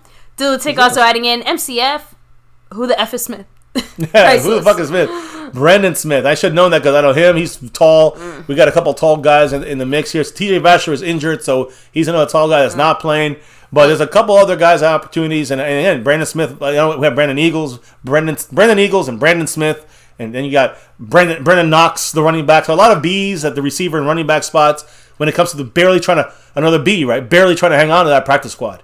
Those are the guys that are fighting for it. Again, Justin bringing up a great point again. He said 5 quarterbacks have played in this game, and the Nooch is the only one with the touchdown pass. Them's facts. I mean, I can't say no to that. It's preseason. He's only had a touchdown pass in here. Here we go. Kevin G said, "Finally, the drought ends." Like I said, feels good to get off that. I wanted to see 3 things. I saw 3 things. Hopefully not at a price too high for us. Unfortunately, saw 4 injuries that are going to take an impact in this game. And Neville Gallimore, Sean McEwen. Oh, nice job by Nashawn Wright. There we Making go. a tackle. Dan the man, once again there. Let's love Dan. Reaffirming that star. I'm sorry, that silver level membership. That's right. Yes. Much love to Mr. Dan. Thank you, Dan. And by the way, Mr. Wright said Mr. Wright made a play on special teams. Mr. Wright. Hey. Nashawn Wright. There you go. The right guy now. I guess Aaron and Reese are your right and left hand. Right? Hey, Nashawn Wright. Kill the Birds, by the way. Cowboys are brought down to 30 points on the stream boss. Well, someone, I don't know, someone going for that. He's in the red right now, that Cardinal red. 9 minutes and 30 seconds as well. Yeah, a lot of time still. Quarter. Just some fun time here to just kind of relax and watch some of our guys. Going to the Cardinals gives me a lot of Emmitt Smith going to the Cardinals vibes. Like, a little bit, yeah. You're going to play a year or 2. You're going to hang up the cleats. Uh-oh, Cowboys are watching the screen here. They did a good job there. Good job by Luke Gifford, but he cannot make the tackle. The rest of the guys are not around. They gained 15 fucking yards. And, of course, why is Bohanna making the tackle 20 yards back, 15 yards back? It's good that he has speed, but we can't have him being the guy making the play when we got 4 of the guys that should be making that play first, including Luke Gifford, who did a good start, didn't have the rest of the team help, turned him inside, but did not make the stop, and he got 15 yards. Run inside. There's Azur Kamara with a nice tackle on 37, pulling him back out, throwing him to the ground. Fuck him. Good job, Azur. Hey, Jump Tube, I did a double take when Mr. MCF made our thumbnail today, because I absolutely completely blanked on the fact that J.J. Watt was on the yesterday? team. Yesterday.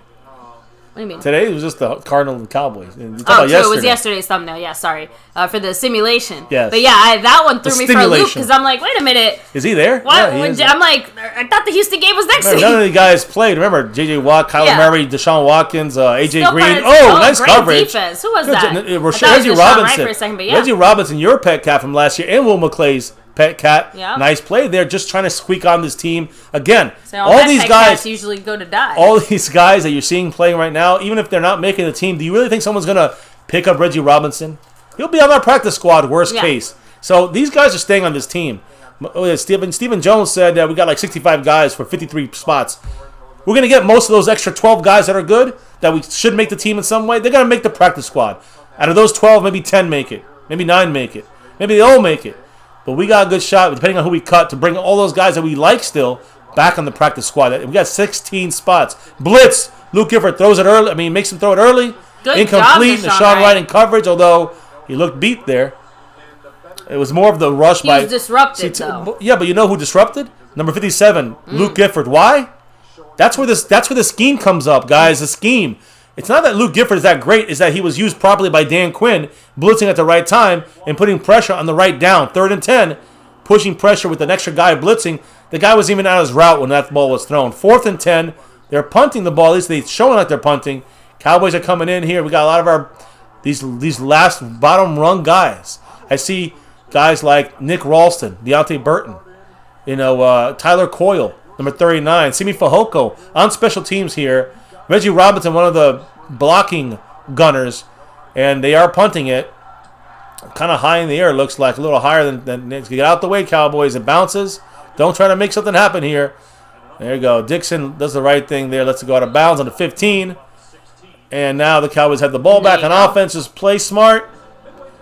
Should be able to run the clock here and go down the field. And let's have some fun, Cowboys. Let's have some fun. Now, speaking of fun, what's going on in the chat right now? Here we go. Well, Angel Johnson has kind of a slightly off-topic question. He said, who is more beautiful and a better artist, Mary J. Blige or Alicia Keys? So I think Mary J. Blige is a better artist. Yeah, more beautiful is definitely Alicia Keys. But I'm gonna be specific here though. Alicia Keys in the You Don't Know My Name era, My Boo with Usher, like that. Something about that like early to mid 2000s look on Alicia Keys. I think she rocked the hell out of it. But Mary J. Blige could probably squish us under her boot and not even like blink twice. So, but Mary J. Blige, I think musically. Definitely. Oh, yeah. Well, I mean, I prefer Alicia Keys' music more, but even I can recognize that Mary J. Blige definitely wins that one. Yeah, I'm with you on that. Mary J. Blige is the better overall artist, but it's not as far apart as people may think. No. But I also think that, I think that point it's a little bit more like preference, like what style of music you like a little better. Yeah, but better looking, I mean, I think Alicia Keys is the better looking woman, but... we're talking about artistry here, right? So, he asked both. Mary J. Blige is not bad looking, so it's not like she's ugly. No. Just saying, like that's why I said it's but when it comes to that's where it comes to preference. I will say Mary J. Blige did a duet, "Dreams" with Notorious B.I.G. Mm-hmm. One of the first things that Biggie did, and I think it was a remix he made with her. I forgot, but it came off of the "Dreams," single that came out when he was underground still. So just wanted to say that Mary J. Blige always coming back to Biggie. He did a couple songs with her, by the way. Real Love was the one he was jumped in there in the remix. So much love to Mary J. Blige. Of course, Alicia Keys was there was no Biggie alive for Alicia Keys. So. Mr. I said Mary J. is the angry and scorned woman. That's what her songs are about. That's why I don't really listen to either. Just being real, but. I'm gonna leave that for you to handle. No, it's okay. I mean, just saying that that's kind of a funny way to put it, but Good little question. Good little question there. Sparking a little discussion in the chat as we get back to the Cowboy game here in the fourth quarter, trying to hold on to this lead, but more importantly, not have any fucking injuries, and just have a good ending to this game with our fourth stringers. I will personally donate $5 to the Dallas Cowboys to bring Jeff Heath back. Oh my God, that? No, I will not. I moved on from Jeff Heath. Give me saying that because I think the Cowboys would send back the $5 and say no thanks. I think that Dan Quinn would. No, similar to other things, I just think that, Jeff Heath is in the past. Like, I'm not even trying to bash him or anything. Like a Joe Looney situation. Yeah, exactly. Like, I think a lot of us would like Joe Looney back. I think a lot of us might want to see Jeff Heath back, but the Cowboys have closed that chapter and they're moving forward and not back. Now, speaking of chapter here, Cowboys under center, running the ball with Jaquan Hardy, getting an opportunity, getting outside, bouncing on tackles. Good job by him. He's actually done a pretty decent job. Still going. He's not stopping. I was just about to 8 say, he's yards, done a great job busting of ass. getting out of some of those crazy tackles. I like that, too. Alarcon, number 60, involved in there, helping him up. I'm going to watch Isaac Alarcon. Am I the only one who thinks that this offensive line has actually done better than whatever combination we had before that? Like, not to say they're doing great, just that they're not doing as bad as I thought they would. I mean, I think that maybe we are not realizing that, we're getting lesser competition on defense. But we also got Matt Farniok without having the bad snaps. So I still think we have Isaac Alarcon. Bad miss there by Isaac Alarcon. He knows it too. He missed that completely. There's Eric Smith, number 67, who's another backup here, who's not going to make the team. Trying to squeeze in there for the for the practice squad maybe, but I don't know. Now, he the hung on Cardinals last defense year. looks pretty raggedy. Like, they look tired. Under 7 minutes here. 3rd down and 1. Can the Cowboys get this first here and keep it going? Let's see what happens here. Under 7 minutes. Just hit under 7. Jaquan Hardy running back. I wonder what the time of possession is going to look like. I think we got the lead on this. Nick Ralston playing that fullback. We use this now? Yes, follow Nick Ralston. Get that first. First down and more. Go. Good job of Jaquan Hardy with the first down. And following Nick Ralston, number 46, who's involved with picking him up. Because he knows if he's in the footage, the Cowboys could say, okay, let's keep an eye on him a little more. When you see special teams, he made a tackle. Mm-hmm. So, Nick Ralston definitely opening the chance to, with the Siwu injury and playing well on special teams, playing well as the blocking fullback. I like where the Cowboys are with Nick Ralston right now. Now here, let me take a quick second and actually refill my water because I'm very thirsty. So speaking of, I got some water. I was gonna say let me make sure I can put it up so I can hear. I'll go after this play. I can't help it. 1st and 10. DiNucci under center. Doesn't look. I mean, it kind of looks like a run, but it's a Nick Ralston. Nice block by Nick Ralston again, guys. Opening that hole up. Yes, I love, and Farniok in there looking good with Brandon Knight as the guard. Terrence Steele, I think he's playing the outside, the tackle. A few people, including Big Boss Man, said, how's Hardy doing in training camp? Jaquan Hardy's doing pretty good. Again, not beating Rico Dowdle out, but I think he's got an edge on Brandon Knox. And I do think that Jaquan Hardy is probably, it's hard to find another spot for him. I believe he would be another practice squad guy over Brandon Knox. Here comes Jaquan Hardy back, number 37, to block for DiNucci on a 2nd and 7. There's a little RPO look, but hey, Jaquan Hardy getting in there. Him and Rico Dowdle might become a battle the last couple of weeks. Maybe that Jacksonville game will be a deciding factor for those guys. Because, again, Rico Dowdle, though, has some special teams return ability. Jaquan Hardy does not. So, and I think Brandon Knox, that could be a big deciding factor. If it's not that fight with Rico and Jaquan Hardy, it's Jaquan Hardy and Brandon Knox for the practice squad, basically. 3rd and 2. DiNucci looking around. Trips under right. 5 minutes. Trips right, correct. And Eubanks, 49, is the other tight end on the left. It's an audible called by DiNucci. And he's in the shotgun, 3rd and 2. And here we go. Snap is up. They're blitzing. He's looking. He sidearms it. It goes right to the hands of Dixon, guys. What's his name? Charlie? Is it Charlie Dixon? I forgot his name, man. He is losing any chances he has to make this team. Wilson. No. Or who's the other guy who wears 6? Johnny Dixon is that's Donovan Wilson, but he's defense, baby. I know, but again, I'm not used to 2 guys sharing a number, so the first thing I'm thinking is, what the heck is Donovan Wilson doing? Well, we're punting the ball, unfortunately, so we're obviously going to make this a fun little ending. Yes. 4:44 to go, 4th and 2. We're punting from our own 39-yard line, and unless there's a fake here, Cowboys are going to have to rely on the defense to bring it home. Cap 52, you definitely weren't the only one. I think I spent 5 minutes talking about Jerry inside salting the 20. his McGriddle. There's a Deontay Burton, number 44, McQuaid, the snapper. Long snapper, 44, makes the tackle. Deontay Burton helps out a little bit, but coverage has been all right. Special teams still need to see the gradual improvement, right, in my opinion. No, I agree. 4:34 to go in the game, 4th quarter, up by 3, 16-13. And we got the injuries out the way, it looks like. Hopefully, knocking on wood, they won't be too bad. Neville Gallimore is the big one. And Ty and Seki, we got to keep an eye on that because we got issues at backup tackle. And 3rd-string tight end right now who had a nice lead over Sprinkle. Sean McQuaid, right? I mean, that's he's not McQuaid, McEwen. Sean McEwen, number 84. He has an ankle injury as well. Malik Turner, number 17, receiver here, trying to fight for that 6th spot. He got a little tweak as well. He might be coming back. I know we had an offensive, I think a linebacker, Hines. He's also out for the rest of the night. So we'll see if 17 comes back. But outside of that, we lost 4 other guys tonight, and 3 of them are major guys for us. I think McEwen's more of I guess you could say he's a role player later on if we need him to come in. But the main 2 guys, to me, number 1 is Ty and Seki without question. Number 2... Without even, I'm sorry, number 1 is Neville Gallimore. My fault. Neville Gallimore, without question, is the biggest injury issue right now. And the other injury issue is Ty and Seki to figure out what's going to happen in our backup tackle situation. McEwen's the next important one. Of course, then, Hines is probably going to be, not make the team. And then Malik Turner, who should be back, questionable to come back. Those are the 5 injuries from tonight. I wish we didn't have that bad taste in our mouth. Damn. Well, Retro Scotty said, Kellen Moore needs to stop being conservative on the first 2 downs. How about a pass on 2nd down? Hell, even on the first. I agree with that 100%. We need to do more first down passing. That's the analytics of the league. That's the way it's going. But Kellen Moore still slow starts, bad red zone. Got to do better with that. Overall, I don't care. Quinn is using his 4th stringers, and he's getting them, putting them in right positions and situations in his scheme. So to me, you can still do stuff with backups. Every single fucking string, 1st string, 2nd string, 3rd string, 4th string, we having red zone issues. Sometimes in execution. A lot of this is coaching. So to me, I still need more from Kellen Moore. And offensive line depth, the other issue on offense, on defense, Neville Gallimore inside. Outside of our starters, I see sometimes an issue stopping the run, but it's mainly because there's young guys there. We got to see if Tristan Hill comes back in the mix.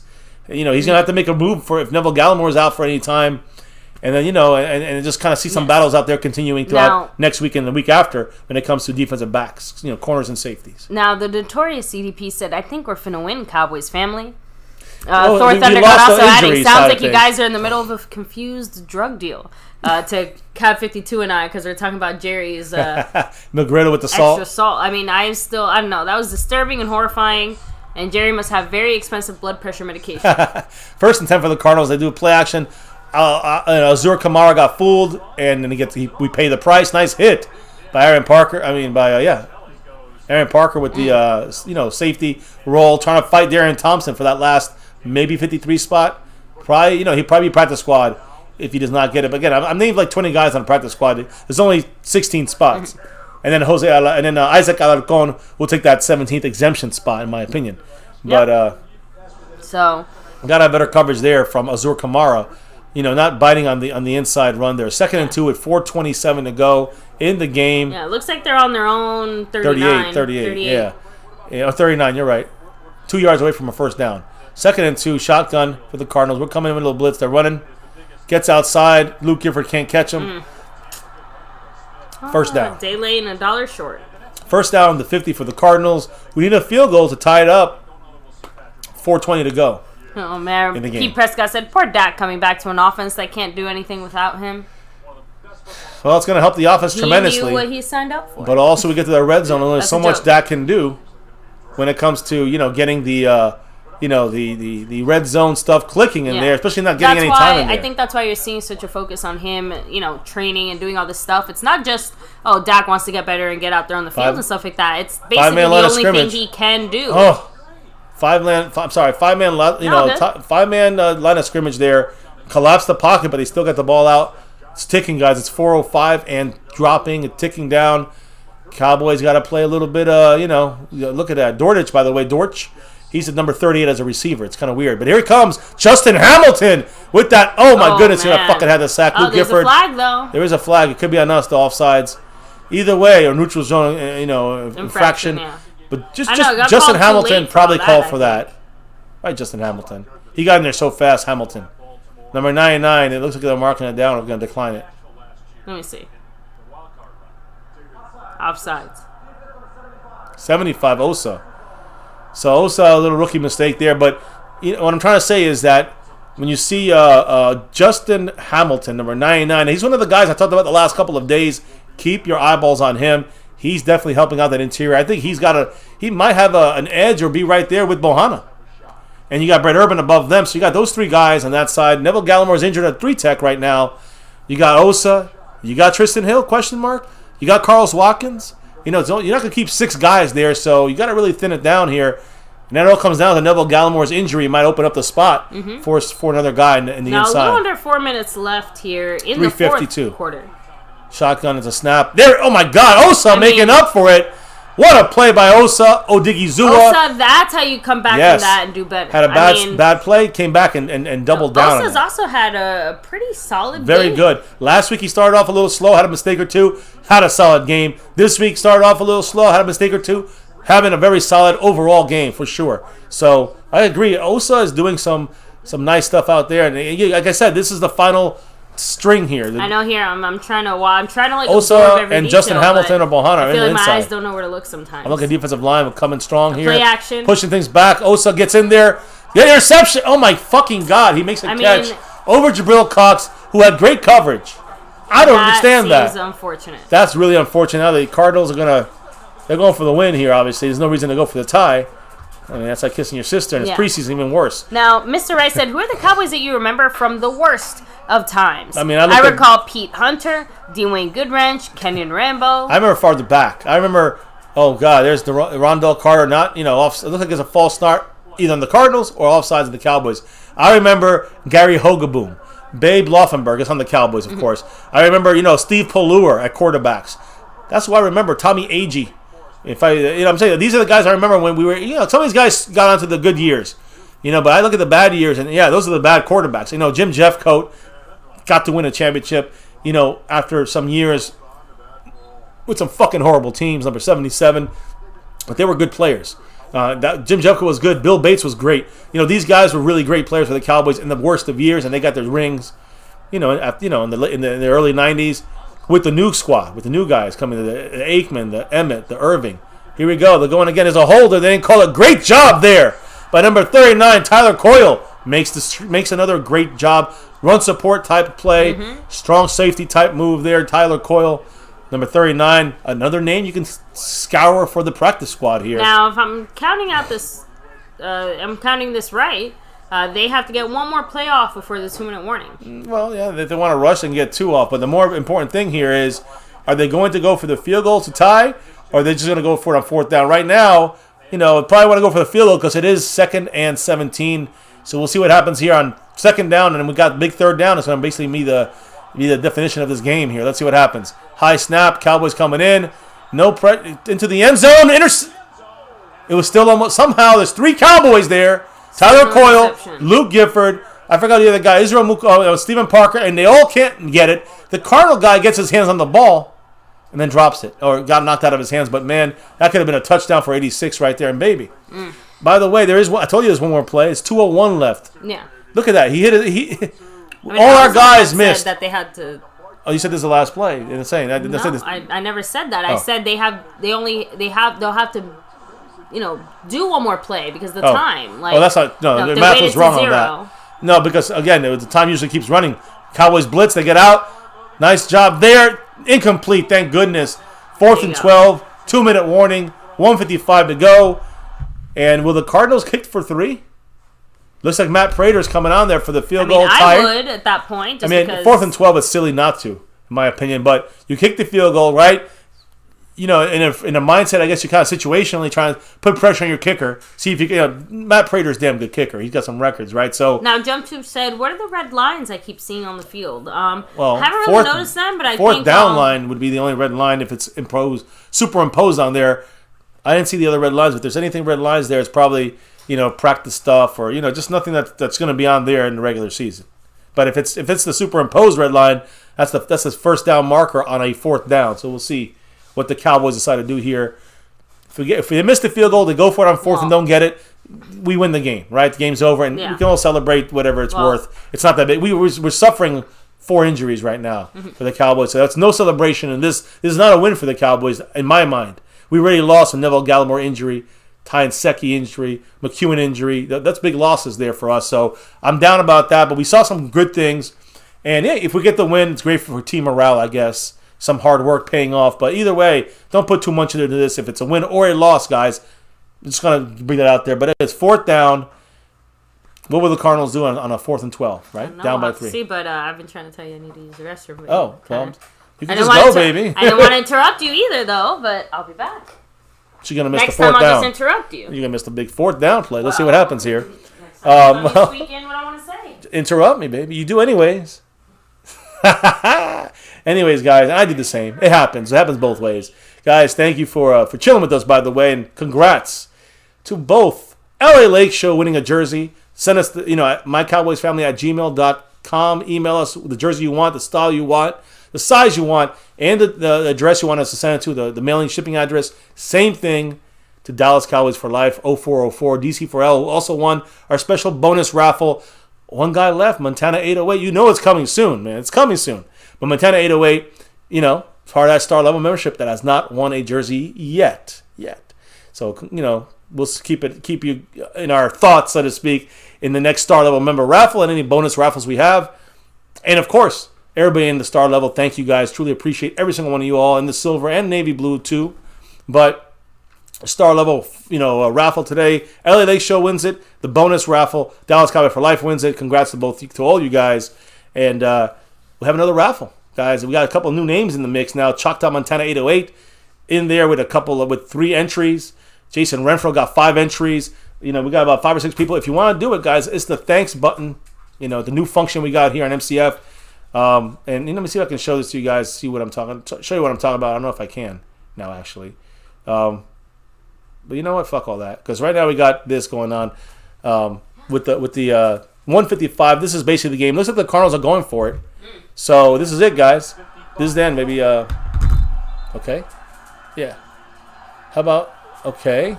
I mean, don't we have a child for that? Not the point, baby. This is a game here. 4th and 12. I can see it right now. It's fine. I know, but they can't see you. Okay. 4th and 12. They're fine. They're not. They need to see you. 4th and 12. Down by 3. So they're going for the game, the win here, or the loss. It's going to be tough for them to make it. Here we go.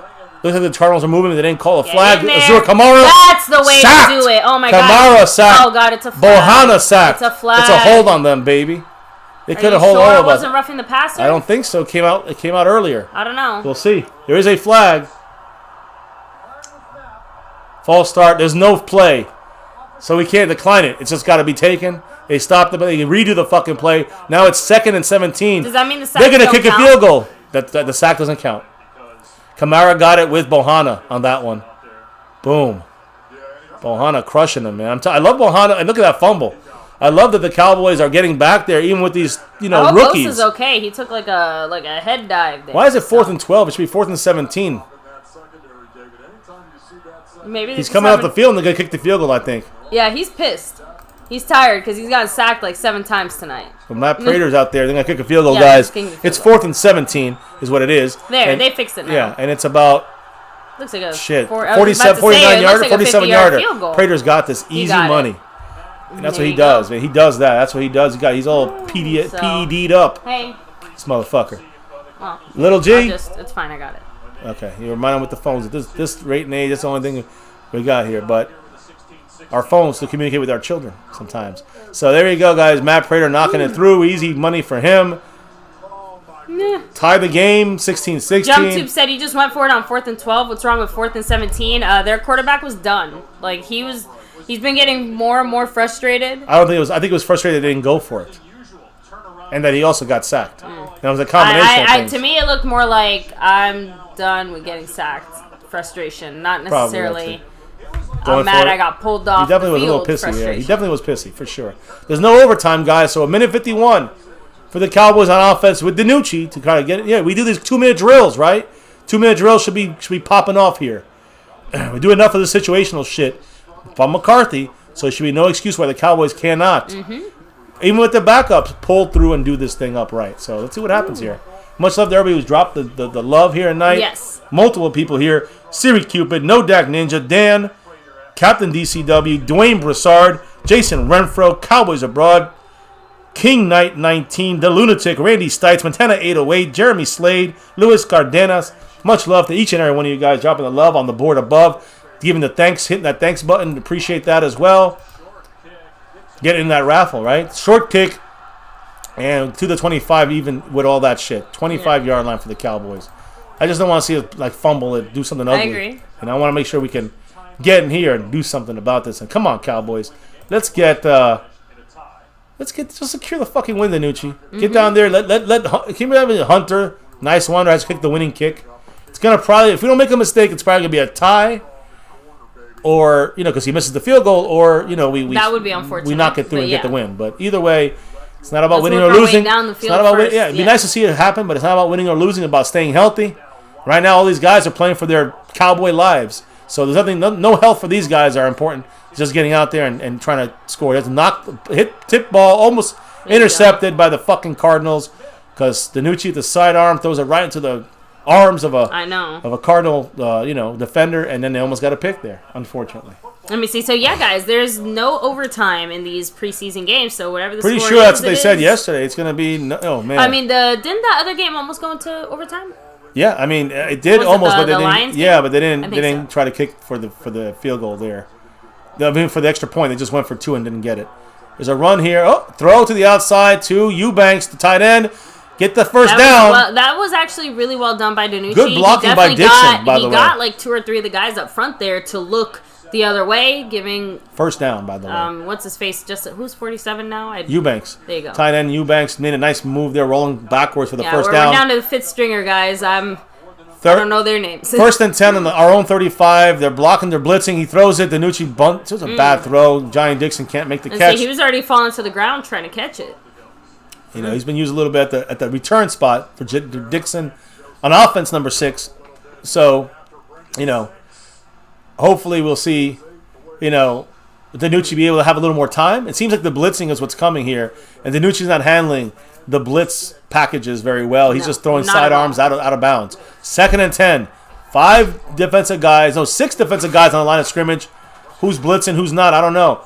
Cowboys have their 5 linemen plus running back there. Brandon Knox, I think, back there helping block. They're bringing Errol 6. Danucci getting worried, throwing a bad fucking pass again. Is he grounding? They're hoping not calling a flag for grounding there. 3rd and 10. So far, I don't see any no flags. Flag. 3rd and 10. Listen, Danucci got some balls in this, and he's got to step in the fucking pocket. They're gonna blitz every time because they know you're scared as shit. So get your fucking. I don't know. Right now, the Cowboys are not. Now they're going to look to punt the ball if they don't get this, and give the Cardinals their last chance to win the game. We're not really in the greatest field position either, Cowboy, so we got still our have to get down. 5th stringers. Their 5th stringers look like they're better than our 5th stringers. 3rd and 10. Danucci, let's step. They're blitzing again. Step in the goddamn pocket, Danucci. What the fuck? Every play is the same shit. Another drop by Johnny Dixon. Stops the clock. 1:02 to go in the game. 4th and 10. Cowboys don't give a fuck. They're going to take this L here, unfortunately. Because, you know, it's just sloppy play at the end. They blitz in 3 plays in a row. Why don't we adjust this? Where's Kellen fucking Moore? I don't know. Exactly. How many times do you have to keep making the same mistake? Listen, it's obvious they blitz if you just keep blitzing them, the guy's going to throw bad passes. Silly Cowboy. There's no brain usage here sometimes, it seems. They want the guys to do it on their great abilities on their own. And when you got your 5th stringers, you don't have great abilities anymore. You gotta help them out, coaches. Kellen Moore, the punt, line drive, a bad punt by Nicewander. Good stop there by Deontay Burton, a couple others. Sean McQuaid right there. Not Sean McQuaid. What's his name? Yeah, what's his name? The long snapper, 44. He's involved in every fucking tackle, it looks like. That's not a good sign. You don't want your long snapper getting all the tackles in. 52 seconds left for the Cardinals to try to win the game. Here's where the defense gets a pick 6 and ends the game, baby. That's what I'm talking about. Hey, that would be a fantastic way, but I'll settle for just the interception. Well, then we can just kick the field goal. Nicewander misses it, and then we end up kissing our sister again. That's an interesting way to phrase baby, that. It's been a known thing. When you tie, it's like kissing your sister. I know. And you don't get, you might not get that, but kissing your brother, I guess. I love my sister. I'm not trying to kiss her like that. You missed the point. But yes, it's not the best. Oh my goodness. Oh God. Am I not allowed to joke with you? Of course you can, baby. A run up the gut by the quarterback for about 12 yards. Now it's that's how you adjust your coordination. Your coach says, I'm going to call this specifically for this scenario. We're doing predictable shit. We're not even trying to put pressure on them. We're running with the scheme like we always do. Got faked out bad there by our performance guys there. All of them got blocked out, even Jabril Cox. Just unfortunate there. Cowboys are allowing the Cardinals to win the game. And let me just tell you guys, Matt Prater kicking the field goal versus, Hunter Nicewander. It's like you're definitely going to miss it if you're Hunter Nicewander, and you're definitely going to make it if you're, Matt Prater. So if they get another 10 yards, 15 yards, they won the game, the Cardinals. Let's get a turnover. That's all I can hope for. That's all we can hope for. Let's see that some of these young guys, these rookies, these guys desperate to make the team, can they show out here? 46 seconds left, guys. 46 seconds. A lot of time left for the Cardinals to score on us. Also, the chances of a mistake can happen. Let's see what happens here, guys. We don't want to get too many more yards here. We got to get some good stops. Maybe knock the ball up in the air, interception, something. Little pressure. Get the stop, Deontay Burton. Good job there. Keep him in bounds on the 40, on their own 48. Cardinals are calling a timeout here with 40 seconds to go. Hit the chat up, my love. No, of course. 160 people in we here? 170 people in here. Started in us in the house. Pete Prescott, Jump Tube, House Nelson, Even you, Brian Pearson. Retro Scotty, much love. Herminia Martinez. Like we said, 40 seconds left right now, currently. We have Sean Jackson in the house, Cab 52. Let me see. Social. Yeah, unfortunately, we did lose. It sucks. Well, YK Flixie. Not yet. Raul, Not yet. Pete Prescott, Thor Thundergod, Cassie Stewart, Jason Renfro. Well, we didn't lose Nick the game. Yak. We lost with the losses of injury. That's where we lost the most. Forget the game we lose. But we lost because of the injuries. With Neville Gallimore, Ty Secchi, and Sean McEwen. We needed those guys, just to get through here. So, 2nd and 5. Cowboys are definitely playing line of scrimmage, press coverage, moving everybody up. Cardinals are calling an audible here. Looks like they're going to try to go over the top deep to one of the corner guys. Since there's no safety, really, in this game here, in this play. Any time for him is a hold on Kimura. No call there. Bad throw by him. It throws out of bounds. There's no hold. No fucking hold. I'm waiting. Take him backwards. Saw it. Jeremy Slade with the $5 holla. Man, these refs are blind as fuck. But anyway, back to Mr. Jeremy Slade. Much love. Thank you so much with the $5 holla. He's putting 5 on it, and he's the sponsor of the week. He was the Supreme boss. That's Cowboys Abroad down to 25 points. Anthony Parker. Or is that his name? I don't know. Anyway, Aaron Parker. It's Aaron Parker. I forgot his name, but Stephen Parker. I thought you were talking about Brandon Smith for a second. No, he's Jordan Lewis to take him down. But Jeremy Slade continues his lead on the overall board. The Cardinals, unfortunately, get the first down. Little pitch play, and they get a first down now. Man. Now they're going to kick the field goal and end it up. Well, can I do it with you? Of course you can, baby. Hidden gems in every episode. So, we just... Listen. It's organic here in my Cowboys family. Yeah, it comes... We do our best to keep it as real and genuine as possible. When it comes to these scenarios, this is where the fandom comes out on My Cowboys Family. Yeah, the fan part comes out through these games, scrimmage, preseason games, regular season, playoffs, Super Bowl, whatever it is for our Cowboys. We're all in. I don't care how we feel, we look, we say how it is. And later on, we look at some of the things we can maybe fix. Again, unbelievable. Laying in the third level there. Easy catch for the Cardinals. Letting them do it. Yeah, it's over. They're going to take the field goal. Prater's going to knock it through. And right now, they got about what? 45-yarder? Zach Wilson for MVP. Thank you for subscribing. Not going to happen, but, Dak might do it for Zach Wilson. How's that? Appreciate you and welcome to the family. 24 points. That's right. Kelvin Joseph on that board for Mr. Cowboys Abroad. As we're killing the birds, but not really. It looks like they're killing us at the end with our fifth stringers versus fifth stringers. A sack is big. No sack. At least he dropped it there. 3rd and 3. 21 seconds. Did not take a sack, which was big for them. The Prater can kick him for 65 yards.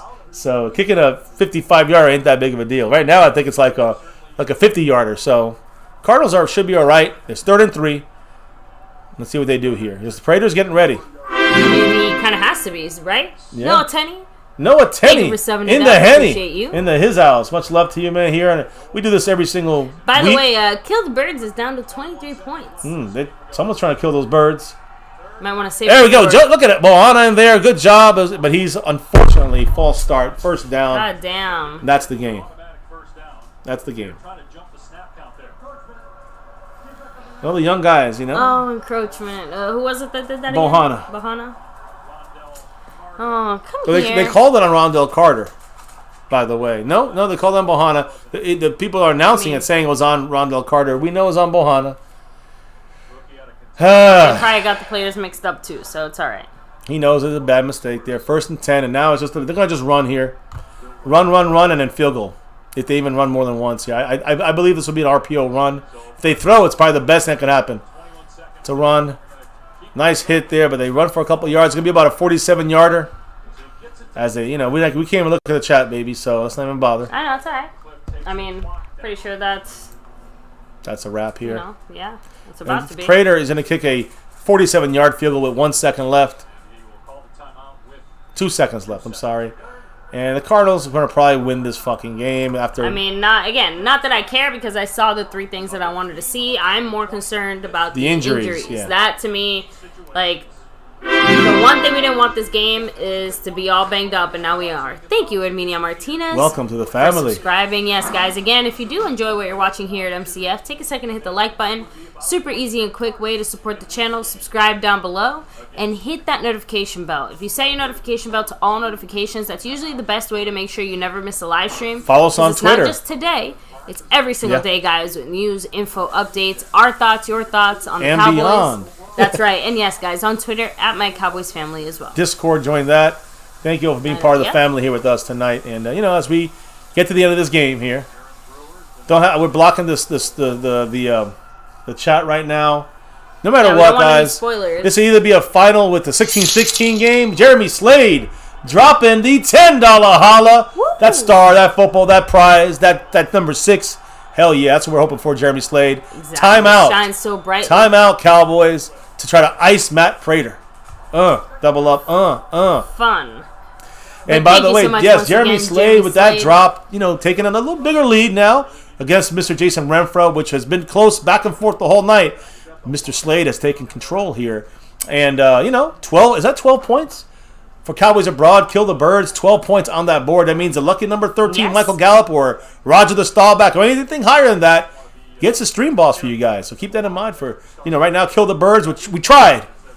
I think we killed them for about 3 quarters. We pretty much outproduced them, but the fourth quarter, or at least the end of the fourth quarter. We plucked their feathers. We're going to be ready for them week 17, for our 16th game of the season in December against the Cardinals. Much love to Jeremy Slade, by the way, with that drop right there. It's got a nice little lead. Here it is. Fuck the birds. Come on, Cowboys. Get a stop here. Let's do it. Miss it. He might. Fuck, he got it. Damn, they had to just sneak it through us, right? I know, it was very close, but there you go, guys. Cardinals officially win. I don't really care that much. It would have been nice to get the win, but we should have been nice to get the win, but we know it doesn't mean anything. The bigger thing, it definitely would have been nice, but the bigger thing is injuries, without question. And again, to kind of give a general wrap up, I do think I was overall happier than not with everything I saw today. Biggest concern again, broken record, offensive line issues, the backups, red zone stuff with Kellen Moore. Defense looking pretty good. There's a couple things they got to clean up. Like overall, like big picture wise, I think the defense, like I see it. I'm buying into this defense this year, but I said this earlier in the halftime, but what is going on with our offensive line and not our starters, but actually even technically one of our starters, if you want to include Connor Williams and whatever the heck, Connor. As our snapping. There you go. Snapping issues for sure. Connor Williams cannot be the backup center. Jeremy Slade with the Michael Gallup magic number 13 here on Friday the 13th. Takes down the stream boss, takes even a bigger lead overall, and is coming for that back-to-back sponsor of the week. What did the great Jeremy Slade say with that 1-3 on it? Taking over the stream boss. Huh? What did he say, Jeremy Slade? Very classic. Go Cowboys. Go Cowboys. All the way from Hawaii. Aloha once again. And again, it's almost to the goodbye part, but he's always part of the Cowboy. My Cowboys Ohana. Much love to Jeremy Slade dropping it right there. Taking over. Cowboys Abroad, the baton been passed. Jeremy Slade taking it back over, I should say, because he had it at the beginning of the stream, lost it to Cowboys Abroad, now has it back. It is what it is. Much love to Jeremy Slade there with the J represented there. Even with the loss, it's okay because it's about what we get out this game. We'll talk more about it tomorrow, but the offensive line issues, as our backups are concerned, definitely there, especially at the tackles and right in the middle at center. Farniok now make a move. Guards are pretty good, I think, with McGovern as a backup and Brandon Knight as a backup as a guard. And, of course, Isaac Alarcon as a guard. But tackles, big questions there. Tight end, McEwen's injury is gonna strain what happens in that third spot. Is it going to be Sprinkle? Is it going to be Eubanks? Are they going to try? What kind of guy are they going to go for there? Keep our eyes on that. This guy right here, Malik Turner, did a great game, but he got injured as well. So we'll see how he responds to the injury.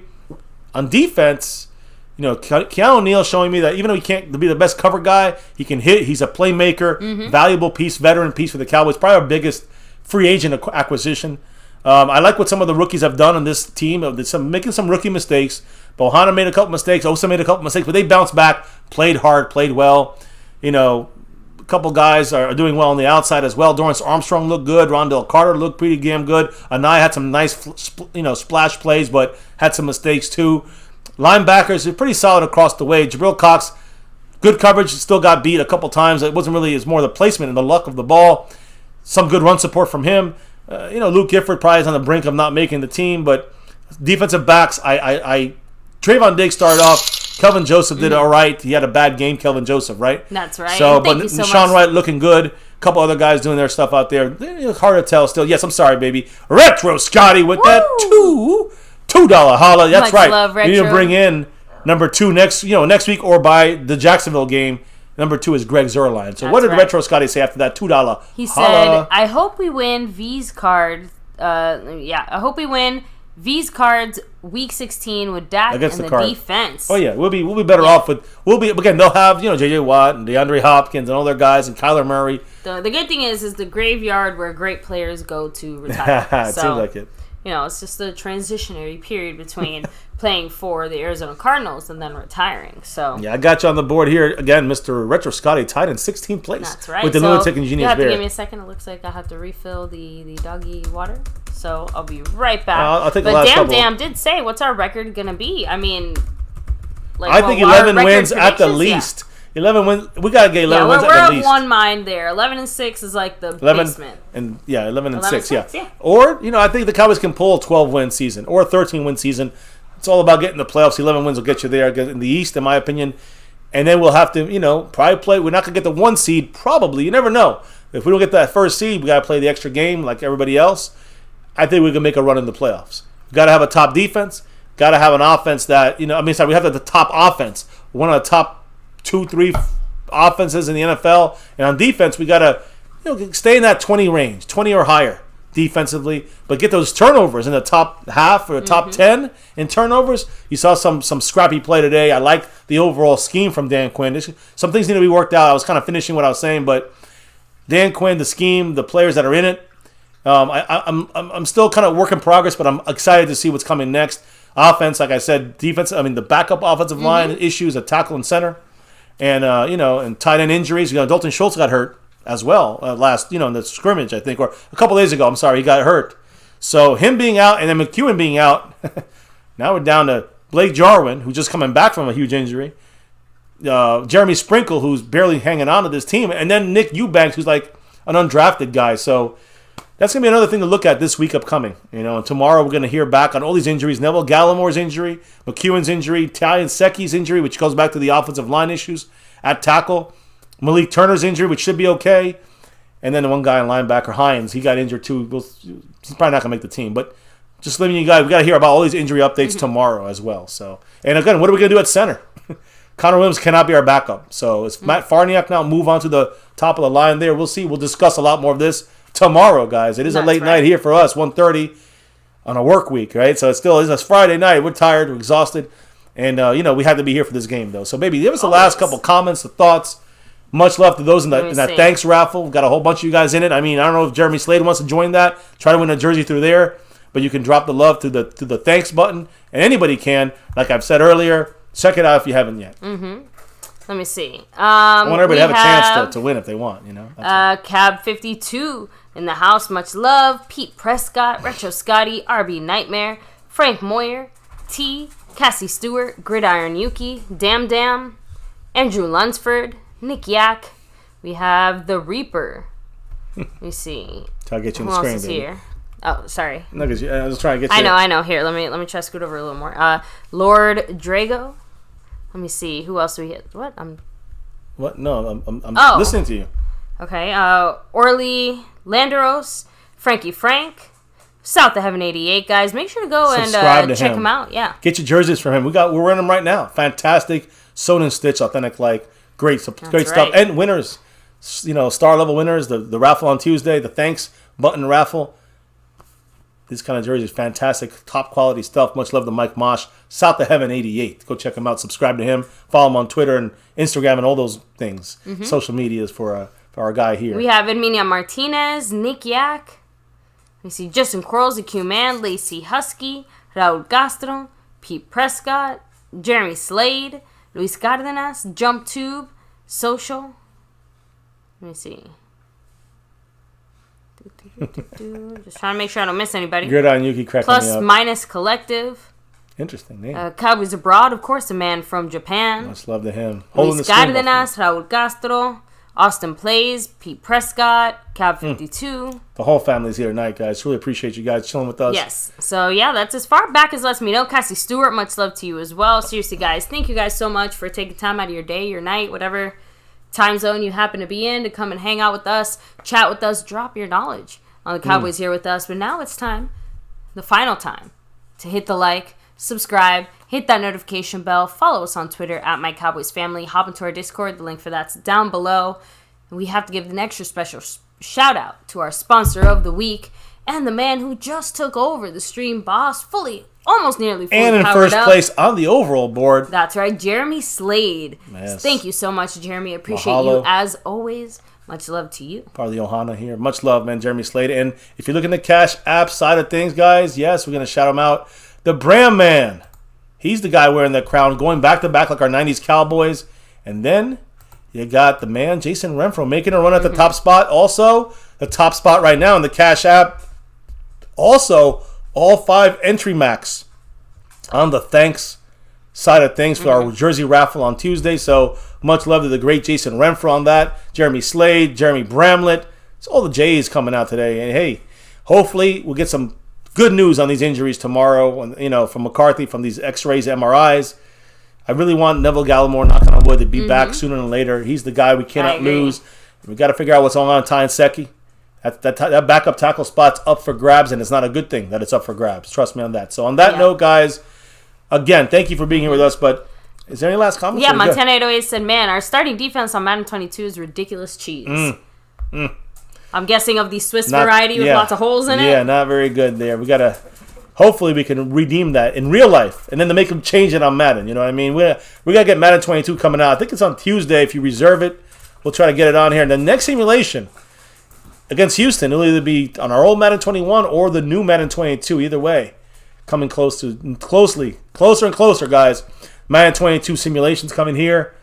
So that's the next big thing here. You're going to probably see either this on August 20th, you're going to see it. What day is the 21st? Is that a Saturday? I guess it is a week from today. 21st is a Saturday, so the 20th, next Fan Friday, we'll be doing a simulation right here, maybe with the new Madden. We'll see what happens, guys. We'll see what happens. But any last comments, maybe? Or are we good? Retro Scotty, no. Blake Bortles, as far as I know, has not been signed by anyone. Yeah, him or RG3, they're still up and around. But the Cowboys seem to be satisfied with Garrett Gilbert. Whether we like it or not, that's the way it's going to be. It seems. Thank you all for being here with us, guys. Once again. Right. Siri Cupid, No Dak, Dan, the man, Captain, DCW, Dwayne Broussard, Jason Renfro, Cowboys Abroad, King Knight 19, The Lunatic, Randy Stites, Montana 808, Jeremy Slade, Luis Cardenas, everybody in the house here dropping the love, whether in the Super Chat, Cash App, the thanks button, entered in that raffle. Congrats to LA Lake Show and DC4L 0404, the winners of the jersey raffle tonight. If you want to get in that other raffle, go on that thanks button. All the information is in our community area or Twitter, Facebook, Instagram. You follow us there, you see the information. Easy to do, guys. Any posted live stream that's over or any video, go to the thanks button and you'll be in the raffle. So if you give more in there, I think you get more entries. We discussed that here. Much love to everybody for that. But now, what's up? There's one last question. What's the question? By Damn. All right. No offense, MCF, but how did you get such a young wife?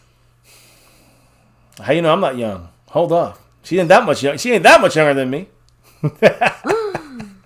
So I mean, what's the secret? What's the trick? Honesty, how'd you do it? honesty, and I don't know, appreciation, love. Just being honest, genuine. That's all I ever did. You gotta put yourself out there sometimes. I was gonna say we probably can't really say on stream. There's other reasons too. All the other qualities. But Oh, so anyway. Very interesting comment by the wife. There you go. And Jason Renfro dropping that one on. Let's see right there, that $1 holla. Right. Much love to Mr. Jason Renfro, who is trying to. He's still in second place, and every dollar matters. You never know when you get to that top spot again. Yes. And I'm looking right here, Jason Renfro. He's I would about say, like 30 back right now on the first place spot with Jeremy Slade. But I would say age is less a factor than life compatibility and general life thoughts, viewpoints. Yeah, yes. So that definitely was part of it too. Yes, a lot of personal beliefs and stuff that we both agree with. So it worked out great, and now we have a puppy together. Is the cutest dog in the world. I can second that. I can second that. Yes, we were. Okay, sorry. Anyway, thank you She's guys. She's going to get lost doing this shit on here. I will absolutely just send the rest of the stream. Loving Pupping up here. Oh, the pup is the pup in the house. Oh, yeah. Go Cowboys, even though we fucking lost. We lost it in the scoreboard. We lost with the injuries, but let's see if we can learn something from this game. And what? Anyway, guys, yes. Yes, thank you for hearing us. Once again, don't forget why we do this every single night. It's about that navy blue. Always repping that silver too. Yeah, we didn't have that damn helmet tonight. That's why we lost. And of course, as you can see right here on my head, that star over everything. That's right, guys. Win, lose, or draw. Good, bad, or ugly. You saw it all tonight. Never forget, no matter what, we're always repping that star over everything. And here, right here on My Cowboys Family, never forget the number one thing here, now and forever, as always. Say it with us. Go Cowboys! Hell yeah, let's get that number 6 and beyond.